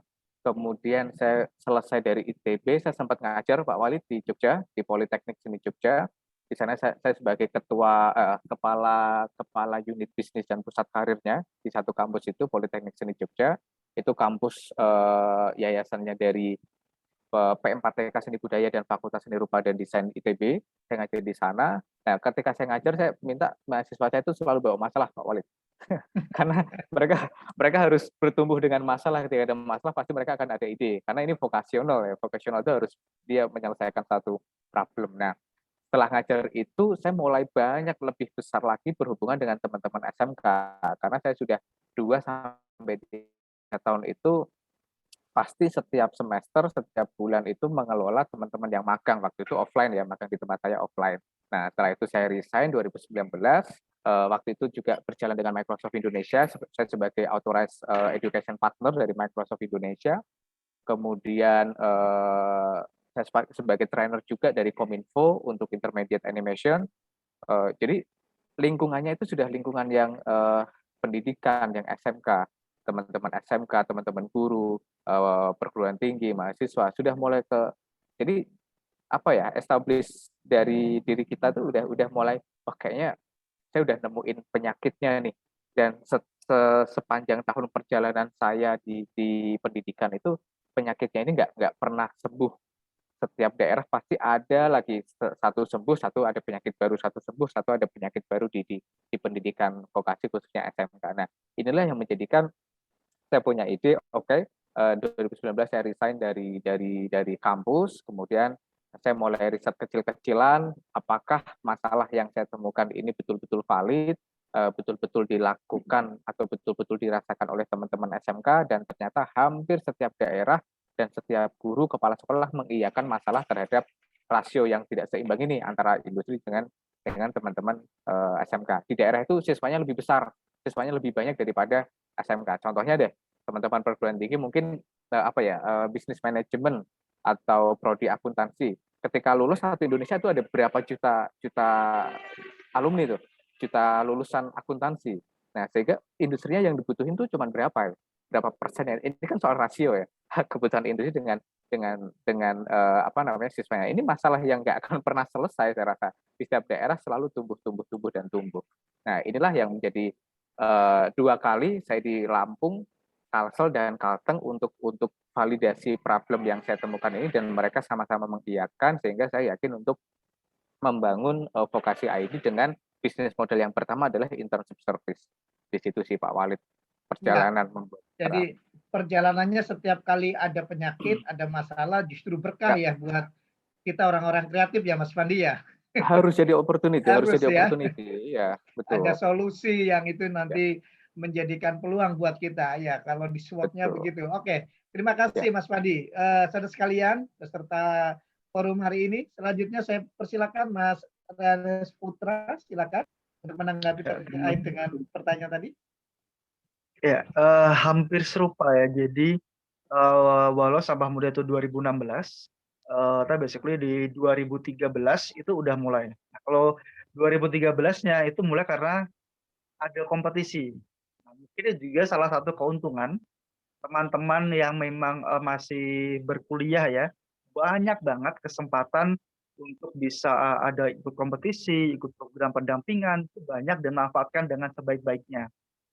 Nah, dari situ akhirnya mulai masuk ke industri. Awalnya itu bisa dibilang ngebuka lapak lah gitu, kompetisi, terus ngebuka lapak kertas jual beli, kemudian berproses memulai membuat jasa penghancuran dokumen dan lain-lain, sampai akhirnya di 2016 kebetulan juga pertama ada program 1000 startup, akhirnya join dan kemudian memulai Sampah Muda dari situ.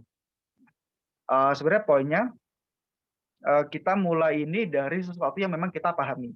Jadi kalau misal kita senang, kita paham tentang dunia, katakan misal kecantikan, namanya skincare gitu. Nah, ya akan lebih mudah ketika teman-teman membangun startup ya berhubungan dengan beauty industry gitu ya, di kecantikan. Dibanding kemudian teman-teman tiba-tiba melompat mau bikin peternakan. Apakah itu tidak bisa? Mungkin bisa, tapi effort yang dilakukan untuk belajar dan juga memahami industri seperti apa itu akan lebih besar. Jadi saya apa namanya benar-benar yang memang kita merasa expert, yang kita punya pengalaman, yang kita senang itu di industri apa itu yang kita lakukan. Ya. Terima Kira kasih, Mas 2016 bertemu dengan banyak ya. Ya, ini sepertinya Bu Margunani sudah join ya. Siang Bu Margunani. Oke. Selamat siang Bu Margunani. Oke, ini tadi saya barusan dapat informasi Bu Margunani sudah join, Pak. Selamat siang Bu Margunani. Dengar suara kami Bu Margunani? Assalamualaikum Pak Malik. Oh, waalaikumsalam. Bu Margunani? Baik, jaringannya agak kurang bagus sepertinya ya. Kangen saya ada. Halo Bu, masih agak Iya. kersek-kersek begitu Bu. Ada suara kemersek gitu ya. Halo. Ya, sudah siap Bu? Baik, Bu Margunani, kami persilahkan 15 menit ke depan untuk bisa menyampaikan. Pak Malik. Silakan Bu. Saudara mahasiswa semua. Alhamdulillah UNES itu memberi kesempatan untuk berwirausaha itu luar biasa. Baik secara kurikuler maupun non-kurikuler. Selanjutnya yang secara kurikuler kita tahu bersama adanya perkuliahan, kemudian masuknya kurikulum pendidikan.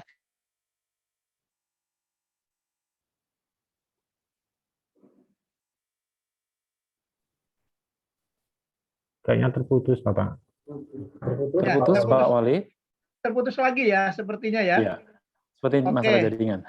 Ya, mungkin Bu Margunani ada kendala jaringan. Baik, kita lanjutkan lagi diskusi kita dengan tidak mengurangi rasa hormat kita kepada Bu Dr. Margunani karena memang jaringan yang sudah yang kurang begitu bagus. Kita lanjutkan ya. Ada pertanyaan lagi nih, Mas Ranes dan Mas Fandi ya. Ada pertanyaan dari Mas Wisnu Agustian. Mas, gimana tips mencari ide-ide kreatif untuk memulai bisnis startup?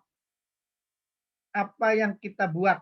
Nah, jadi ide-ide kreatifnya apa ini? Paling tidak mungkin berdasarkan pengalaman, Mas Fandi, Mas Rianes, kira-kira bagaimana untuk memunculkan ide kreatif membangun awal startup? Monggo, Mas Rianes dulu, silakan. Baik, Pak, terima kasih. Kita patut bersyukur kita tinggal di negara berkembang. Begitu. Kenapa? Karena sebagai negara berkembang, kita pasti punya banyak masalah.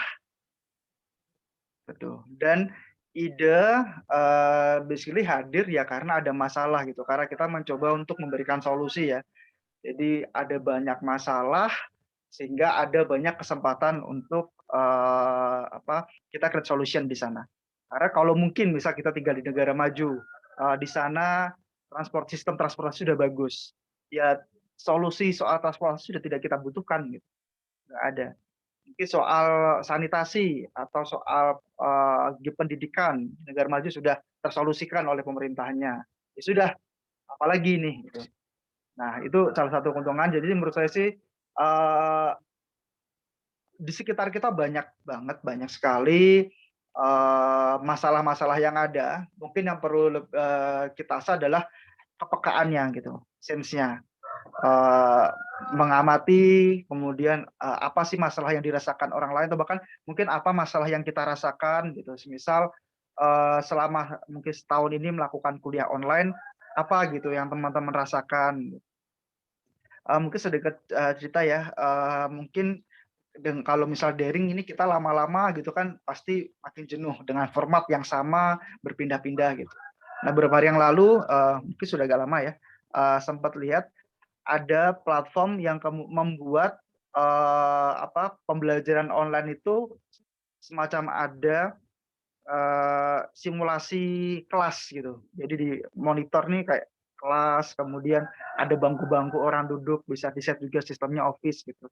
Ya mungkin asumsi ya, itu juga solusi yang mereka hadirkan ketika melihat masalah banyak orang yang mulai burnout, banyak orang yang mulai bosan dengan format daring yang sudah berjalan setahun.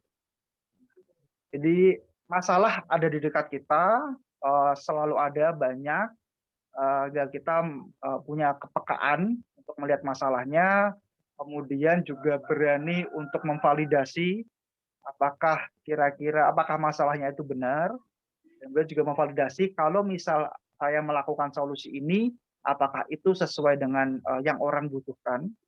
Dan juga jangan lupa, apakah kira-kira kalau saya memberikan solusi A, orang mau membayar, atau mungkin ada nggak orang yang mau bayar untuk bisa menikmati solusi itu. Nah, kalau menurut saya seperti itu, Pak. Baik, terima kasih. Jadi kembali lagi, kita jangan mengeluh dengan persoalan yang kita hadapi, begitu ya Mas Renes ya. Justru dari persoalan yang kita hadapi itu justru akan muncul ide-ide kreatif, begitu ya. Terima kasih Mas Renes. Selanjutnya kami persilakan Mas Fandi. Monggo Mas Fandi. Oke, Pak Walid. Nah, jadi mungkin saya rasa Mas Renes juga tahu dengar ada ini. Indonesia itu ketinggalan 10 tahun dari Amerika. Kemudian ketinggalan 7 tahun dari India. Nah, apa yang sekarang ngetren di mungkin kita Amazon itu di Amerika udah ngetren dari beberapa tahun yang lalu, tapi marketplace atau e-commerce di Indonesia baru ngetren juga beberapa tahun ini. Nah, kita bisa mencontoh sederhananya adalah apa yang dilakukan Amerika saat ini, itu nanti akan ngetren mungkin 5-10 tahun lagi di Indonesia. Enaknya kita negara berkembang, saya nyambung yang tadi bahwa Indonesia itu negara berkembang, jadi kita bersyukur juga benchmark kita itu masih sangat luas. Dan apa yang dikembangkan di India, yang lagi ngetren di India saat ini, itu nanti akan ngetren di Indonesia 4-7 tahun ke depan. Nah, jadi kita bisa melihat itu. Nah, itu adalah kita melihat peluang ya, melihat peluang opportunity yang ada di luar. Nah, kemudian gimana kita menyelesaikan di sini? Kalau mahasiswa, saya rasa dimulai dari teman-teman itu, makanya harus pengabdian ke masyarakat itu menurut saya menjadi satu hal yang positif. Ketika teman-teman ke masyarakat itu pasti akan menemukan masalah dari masyarakat itu, dari warga-warga, kemudian masalah mungkin sampah, Mas Renes sudah membuktikan problem itu, kemudian dari masalah komunikasi keluarga mungkin, kemudian masalah gizi, kemudian masalah pertanian di satu wilayah, itu bisa menjadi satu ide segar buat teman-teman untuk dijadikan ide kreatif ketika melakukan pengabdian ke masyarakat, mungkin melalui KKN atau memang suka dengan masyarakat sekitar kosan, mungkin di wilayah rumahnya atau wilayah kos-kosannya, itu bisa menjadi satu trigger ide yang bisa jadi problem statement bagi teman-teman, dan malah bisa menjadi satu traction atau satu validasi ide yang di lingkup yang terkecil. Oh, ternyata ini bisa menyelesaikan masalah di lingkup RT. Kemudian di lingkup RW bisa selesai. Di lingkup satu kelurahan bisa selesai.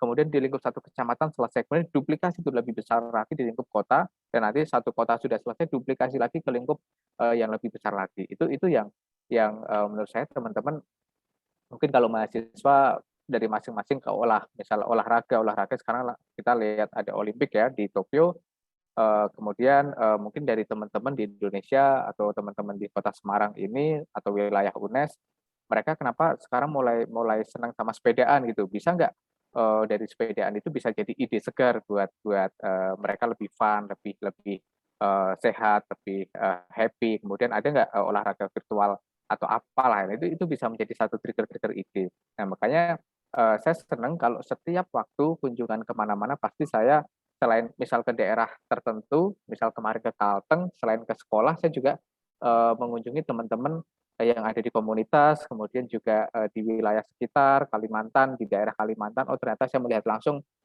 ini lahan yang biasanya terbakar, kemudian nanti itu pasti ada ide-ide apa yang bisa dilakukan, menggali ide dari masyarakat, konsultasinya ya ke masyarakat itu yang punya masalah seperti apa, sehingga kita tahu persis masalahnya dan kita punya solusi apa, kita sampaikan juga ke masyarakat itu sehingga masalah itu bisa bisa jadi ide buat startup kita dan sudah ada validasi juga dari yang punya masalah. Itu Pak Walid. Baik, terima kasih. Jadi memang berangkat dari masalah, ada solusi yang nanti itu menjadi sebuah peluang buat kita. Baik, berbicara tadi kita sudah menggali dari mana munculnya ide gagasan startup. Selanjutnya ini ada pertanyaan yang merupakan kelanjutan setelah berjalan. Ini dari Mas Abdul Manan dari manajemen ya. Kalau Kak, saya mau tanya, apa sih yang diharapkan oleh investor startup? Serta bagaimana cara mendekatinya? Nah ini kalau sudah jalan, kira-kira bagaimana ini kepada startup ya? Apa yang diharapkan supaya mereka bisa bermitra dengan kita, para investor dengan startup? Monggo, dari Mas Pandi dulu boleh gantian. Silakan Mas Pandi. Oke. Saya bicara pengalaman aja Pak, tapi saya yakin Mas Renes, Mas Rizky itu punya pengalaman masing-masing dengan investor ya, karena investor kita punya waktu itu, saya pernah berkali-kali pitching, saya hanya punya waktu maksimal itu 5 menit bisa dengan investor maksimal, dan itu kita dalam 30 detik pertama atau 60 detik pertama kita harus melakukan elevator pitch yang nggak bisa bertele-tele. Jadi kita sama investor itu nggak bisa, selamat siang Pak, perkenalkan nama saya ini, saya dari ini, basa-basi itu nggak ada Pak, nggak ada sama sekali yang teman-teman tahu. Dan yang investor lihat pada fase early stage itu fase startup yang di awal ya, belum ke series ya, belum ke series. Kayak teman-teman baru ide, kemudian sudah MVP, itu namanya fasenya itu early stage. Investor di situ bisa angel investor itu investor yang perseorangan. Kalau Visis venture capital itu adalah investor dari perusahaan. Nah, ada 2 investor di situ. Kalau kami di saya beberapa kali sudah ke investor, yaitu karena saya vokasi itu pada posisi early stage startup, yang pendanaan kami membutuhkan pendanaan pada seed funding, stage seed funding itu yang investor lihat adalah belum bicara ke scaling up-nya, tapi siapa foundernya dan bisnis modelnya seperti apa. 2 ini dulu. Di fase awal itu di 2 ini yang investor butuhin. Jadi berkali-kali meeting dengan investor pasti akan ditanya foundernya siapa, co-foundernya siapa, record dari co-foundernya bagaimana, milestone-nya bagaimana. Itu penting buat investor. Karena yang investor invest itu adalah bukan pada produknya sebetulnya, tapi pada orangnya, pada co-foundernya. Kayak contoh Mas Nadiem Makarim, setelah sukses dengan Gojeknya, kalau Mas Nadiem katakanlah membuat kafe aja, kedai kopi, pasti investor akan mau invest di situ. Karena apa? Mas Nadiem udah terbukti bisa mengelola dana besar gitu dengan Gojeknya. Jadi dia ketika dikasih dana berapapun, seorang startup founder dengan manajemennya, dengan pengalaman pengelolaan bisnisnya, itu akan jadi. Tapi kalau produknya bagus, tapi seorang pengelolanya atau foundernya atau CEO, COO-nya itu tidak bisa berjalan dengan baik, ya dana itu akan hilang, tidak bisa terkelola dengan baik. Nah, yang dilihat investor pertama kali pada fase early stage startup adalah siapa foundernya, kemudian bisnis modelnya seperti apa. Nah, kemudian dikasihlah pendanaan pada tahap awal, bisa berupa pre-seed atau seed funding, yang itu untuk memvalidasi bisnis model, kemudian juga untuk meningkatkan traction-nya. Nah, traction ini apa? Traction itu adalah sudah seberapa besar sih transaksi yang sudah kita lakukan, revenue kita, pendapatan kita sudah berapa, capaiannya sudah berapa, dan targetnya mau sampai berapa. Nah, itu harus kita sampaikan traction itu. Itu pengalaman saya dengan beberapa investor, dari mulai angel investor, kemudian juga Visis, venture capital. Kemarin kita kalau vokasi terus terang kemarin sudah melalui akselerator, manfaatkan kompetisi, karena kompetisi dari akselerator itu biasanya akan ditemukan dengan investor-investor, para investor, baik angel investor maupun Visis, venture capital, dan kalau vokasi sudah pitching dengan kurang lebih 5 venture capitals. Dari Indonesia itu ada 2, kemudian dari Singapura ada 2, dan kita lagi menunggu appointment dari satu venture capital dari Singapura lagi dan juga dari Eropa. Nah, yang kita juga bisa harus menjelaskan startup kita dalam 30 titik pertama harus jelas apa yang kita selesaikan dan model bisnisnya seperti apa. Itu gitu Pak Wali. Iya. Terima kasih banget Yap. Mas Pagi ini ya Yap. sudah menjawab pertanyaan adik-adik kita. Jadi memang kepercayaan itu mahal ya harganya. Jadi dilihat dari Betul, Pak. CEO-nya, dari siapa ini orangnya. Gitu Ya. ya, Bang. Pengalaman Betul, juga Pak betul. Wali pernah dulu mendapatkan mitra ya sampai memberikan dana 6,8 miliar. Ya. Itu pengalaman juga perjalanannya panjang. Memang dan dinilai struktur orang-orangnya termasuk saya selaku Betul. sebagai ketua koordinator di sana. Baik, terima kasih ini sebagai Betul. pengalaman yang Ya. luar biasa. Selanjutnya Mas Renes Putra, silakan Mas Renes. Kalau pertanyaannya apa yang diharapkan investor, semua sama. Mereka ingin apa yang diinvestasikan itu berlipat ya. Jadi tidak hanya untung, tapi berlipat. Hanya mungkin bedanya dari bagaimana cara dia mendapatkan mendapatkan keuntungannya gitu. Mungkin ada investor yang di dividen, mungkin ada yang dia berharap suatu saat nanti value perusahaannya meningkat dari sahamnya, penjualan perusahaan, bahkan mungkin nanti ketika exit seperti itu. Poinnya adalah diharapkan adalah keuntungan yang berlipat dari investor. Nah, mungkin lebih kepada gimana kemudian apa yang mereka lihat ya. Setuju ya juga bahwa yang mereka lihat adalah orangnya.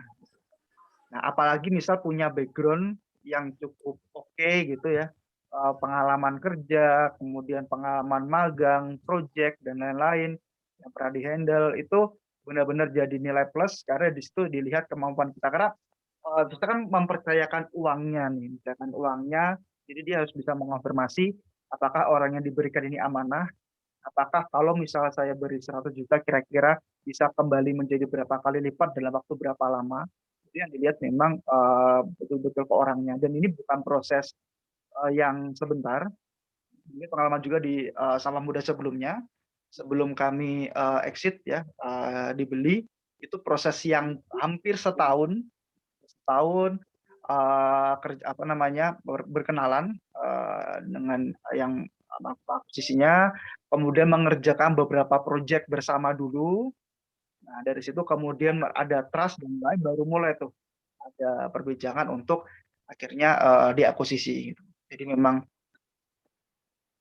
proses yang cukup panjang soal kepercayaan, soal kenyamanan bekerja bersama, dan dari mereka juga melihat tadi ya apa kira-kira potensi kelipatan investasinya akan seperti apa. Jadi saran saya untuk teman-teman perbaiki kualitas dirinya. Baik, terima kasih Mas Renes. Mas Pandi dan Mas Renes, ini masih ada 3 pertanyaan, tapi waktu kita masih ada 2 menit. Saya minta masing-masing menjawab ketiga pertanyaan ini masing-masing 1 menit nanti ya. Saya izin membacakan karena biar tidak mengecewakan yang sudah bertanya. Yang pertama dari Muhammad Samsul. Permisi izin bertanya, bagaimana step yang tepat untuk bisa menghasilkan riset market dan riset konten ya di startup khususnya di bidang edukasi. Ini pertanyaan yang pertama, kemudian yang berikutnya dari Risna Sutriani. Ini mau bertanya, permasalahan besar bagi saya adalah banyak dari kita yang memiliki ide untuk sebuah produk startup, tapi masih berupa ide mentah, yang masih butuh saran.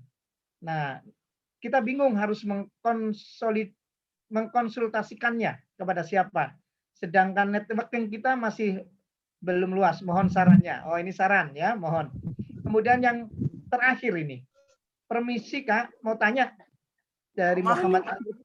Cara promosi in startup yang bagus, yang pertama itu mulai bagaimana ya Kak? Baik, masing-masing narasumber saya minta kurang lebih 1 menit karena kita dibatasi waktu.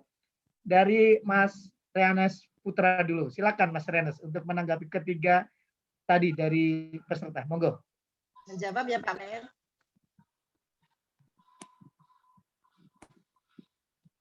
Halo, seperti saya dengar suara Bu Margunani. Silakan Ibu. Halo Bu Margunani. Untuk jejaring Untuk jejaring di UNES, silakan bergabung dengan untuk jejaring startup di UNES, silakan bergabung di HIPMI PT UNES, Pak. Oke, Ji, terima kasih Bu Margunani. Terima kasih sekali. Bu Margunani, koneksinya sudah cukup bagus? Halo? Baik. Tanpa mengurangi rasa hormat kepada Bu Margunani, karena waktu sudah hampir habis, tinggal 2 menit, saya persilakan Mas Ernest Putra untuk menanggapi 3 pertanyaan terakhir tadi. Monggo, Mas. Mungkin pertanyaan pertama, saya langsung kedua dan ketiga, Pak. Mungkin pertama nanti juga bisa ya edukasinya. Jadi kalau terkait ide ya, yang paling penting adalah divalidasi. Nah, kalau saya melihat dari pertanyaan itu justru bukan tentang bagaimana melakukan validasinya, tapi saya paham teman-teman, mungkin terkadang kita tuh merasa agak sungkan ketika kita mencoba untuk kontak orang, kita pengen ada interview, pengen mengkonfirmasi apakah benar ide saya bagus seperti itu. Nah, itu yang paling tepat dilakukan kepada calon customer atau calon user kita. Yang kedua, jangan takut gitu. Kebetulan juga saya lagi proses validasi ini terkait sedang develop startup juga di bidang kecantikan. Ya sudah langsung kontak beberapa perusahaan yang di bidang kecantikan. Yang kan mungkin resikonya kita ditolak ya, dan ya sudah gitu. Ditolak itu adalah makanan sehari-hari buat orang yang berwirausaha gitu, dan jangan pernah takut. Jadi yang penting mulai aja untuk kemudian mau approach ke mereka, bertanya, karena bagaimanapun yang tahu apakah produk kita itu bagus atau enggak ya adalah orang yang pakai. Bisa ketika orang lain ya, misal mungkin sudah mulai duluan, ya mereka bisa kasih advice, tapi itu dari perspektif mereka. Bisa dijadikan acuan apakah produk kamu itu memang bagus dalam arti benar-benar solutif atau enggak, karena kembali lagi yang bisa menjawab hanyalah user atau customer-nya kan. Oke. Kemudian cukup. Terus?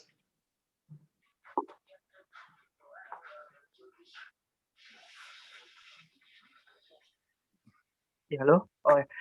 Kalau untuk yang ketiga, bagaimana cara promosi yang tepat? Bisa dicoba berapa ya? Bisa coba juga. Sekarang beriklan makin mudah. Bisa pakai Facebook Ads atau Google Ads, bisa dipakai di sana. Dan kalau pakai platform itu kan kita bisa menyasar audiensnya itu lebih spesifik. Itu tadi kita sudah punya user persona, siapa yang mau kita sasar. Sudah, itu kita bisa coba pakai Facebook Ads atau Google Ads, dan di set di situ sesuai dengan persona user yang kita mau. Oke, terima kasih Mas Ernest Putra. Berikutnya Mas Pandi, silakan untuk menanggapi 3 penanya terakhir. Mas Pandi, halo? Masih terkonek Mas Pandi? Masih join dengan forum kita ini? Halo? Oke, baik. Sepertinya Mas Pandi juga agak terganggu ini komunikasinya, sinyalnya barangkali, atau jaringannya. Halo Mas Pandi? Oke, baik. Terima kasih Bapak Ibu sekalian. Kita ucapkan terima kasih kepada 3 narasumber, Mas Rana Putra, Mas Fandi N. Lutfi, serta Bu Dr. Margunani MSI, walaupun ada gangguan jaringan, tetapi kegiatan Roadshow Gerakan Nasional 1000 Startup Digital ini sudah bisa berlangsung, dan mohon maaf pembawa acara melebihi 5 menit. Selanjutnya kita kasih aplaus kepada para pembicara. Terima kasih. Mudah-mudahan ilmu yang disampaikan bermanfaat untuk kita semua. Selanjutnya kita tutup. Dari saya mohon maaf apabila ada hal-hal kurang berkenan. Wabila taufik wal hidayah. Assalamualaikum warahmatullahi wabarakatuh. Selanjutnya saya serahkan lagi kepada pada Mas Imam. Silakan Mas Imam. Baik, terima kasih Pak Walid. Luar biasa diskusi panel kita tentang startup digital ini. Mudah-mudahan kita bisa mengikuti dan mendaftar ya setelah ini ya, para teman-teman. Oke, baiklah. Sebagai informasi, sertifikat dan materi untuk kegiatan roadshow hari ini akan dikirim melalui email setelah acara berlangsung. Dan bagi para teman-teman, info, acara ini tidak hanya sekali diadakan, dan bagi teman-teman yang telah mendaftar di roadshow hari ini, dari pihak Kementerian Komunikasi dan Informatika akan memberikan kesempatan kepada teman-teman untuk mengikuti tahapan startup. Jadi ada beberapa tahapan, ya. Tadi seperti yang sudah kita saksikan di video, ada ignition sampai mungkin kita akan lihat ininya, webnya, ya. Dan tahapan ini akan diadakan, tahapan selanjutnya akan diadakan tanggal 21 Agustus, dan teman-teman yang sudah mendaftar hari ini akan diberikan info melalui email. Akan dikirimkan email kepada teman-teman oleh pihak Kementerian Komunikasi dan Informatika. Kita lihat, jadi teman-teman bisa menyaksikan, nah di sini ya, ada kita nanti teman-teman bisa mendaftar di 1000startupdigital.id. Di sini sudah, itu di interface kanan ada daftar, nanti ada beberapa tahapan, ignition sampai incubation, ya. Baik, sebelum acara kami tutup, mari kita berfoto bersama. Bagi mungkin Pak WR4 mungkin masih bergabung dengan kita, ya. Kita akan foto bersama yuk, dari pihak kementerian, Mbak Astrid, Mbak Sinta, semuanya narasumber. Kita foto bersama dengan pose 2 jempol seperti ini untuk mendukung 1000 startup digital menuju negeri dengan 1 juta potensi. Oke, kami mohon untuk host dapat meng-capture gambar. Bisa dibuka kameranya untuk teman-teman dan Bapak Ibu. Sudah? Baik, terima kasih. Ya. Baik, alhamdulillah demikian acara Roadshow 1000 Startup Digital yang kita ikuti hingga siang hari ini. Terima kasih kami sampaikan atas perkenan kehadiran Bapak WR4, lalu para narasumber dan teman-teman seluruh peserta. Semangat untuk mewujudkan 1000 startup digital demi membangun negeri dengan 1 juta potensi untuk 76 tahun Indonesia tangguh, Indonesia tumbuh. Selalu sehat dan jaga kesehatan. Sampai jumpa di lain kesempatan. Wassalamualaikum warahmatullahi wabarakatuh. Selamat siang. Waalaikumsalam. Terima kasih Mas Ipang, Pak Walid, Mas Rena. Terima kasih. Terima kasih Mas Pandi. Sukses selalu.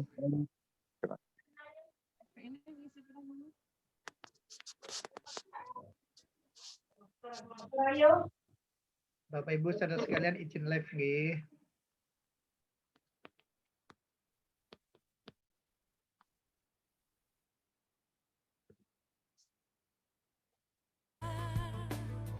Negeri elok amat ku cinta, tanah tumpah darahku yang mulia, yang ku puja.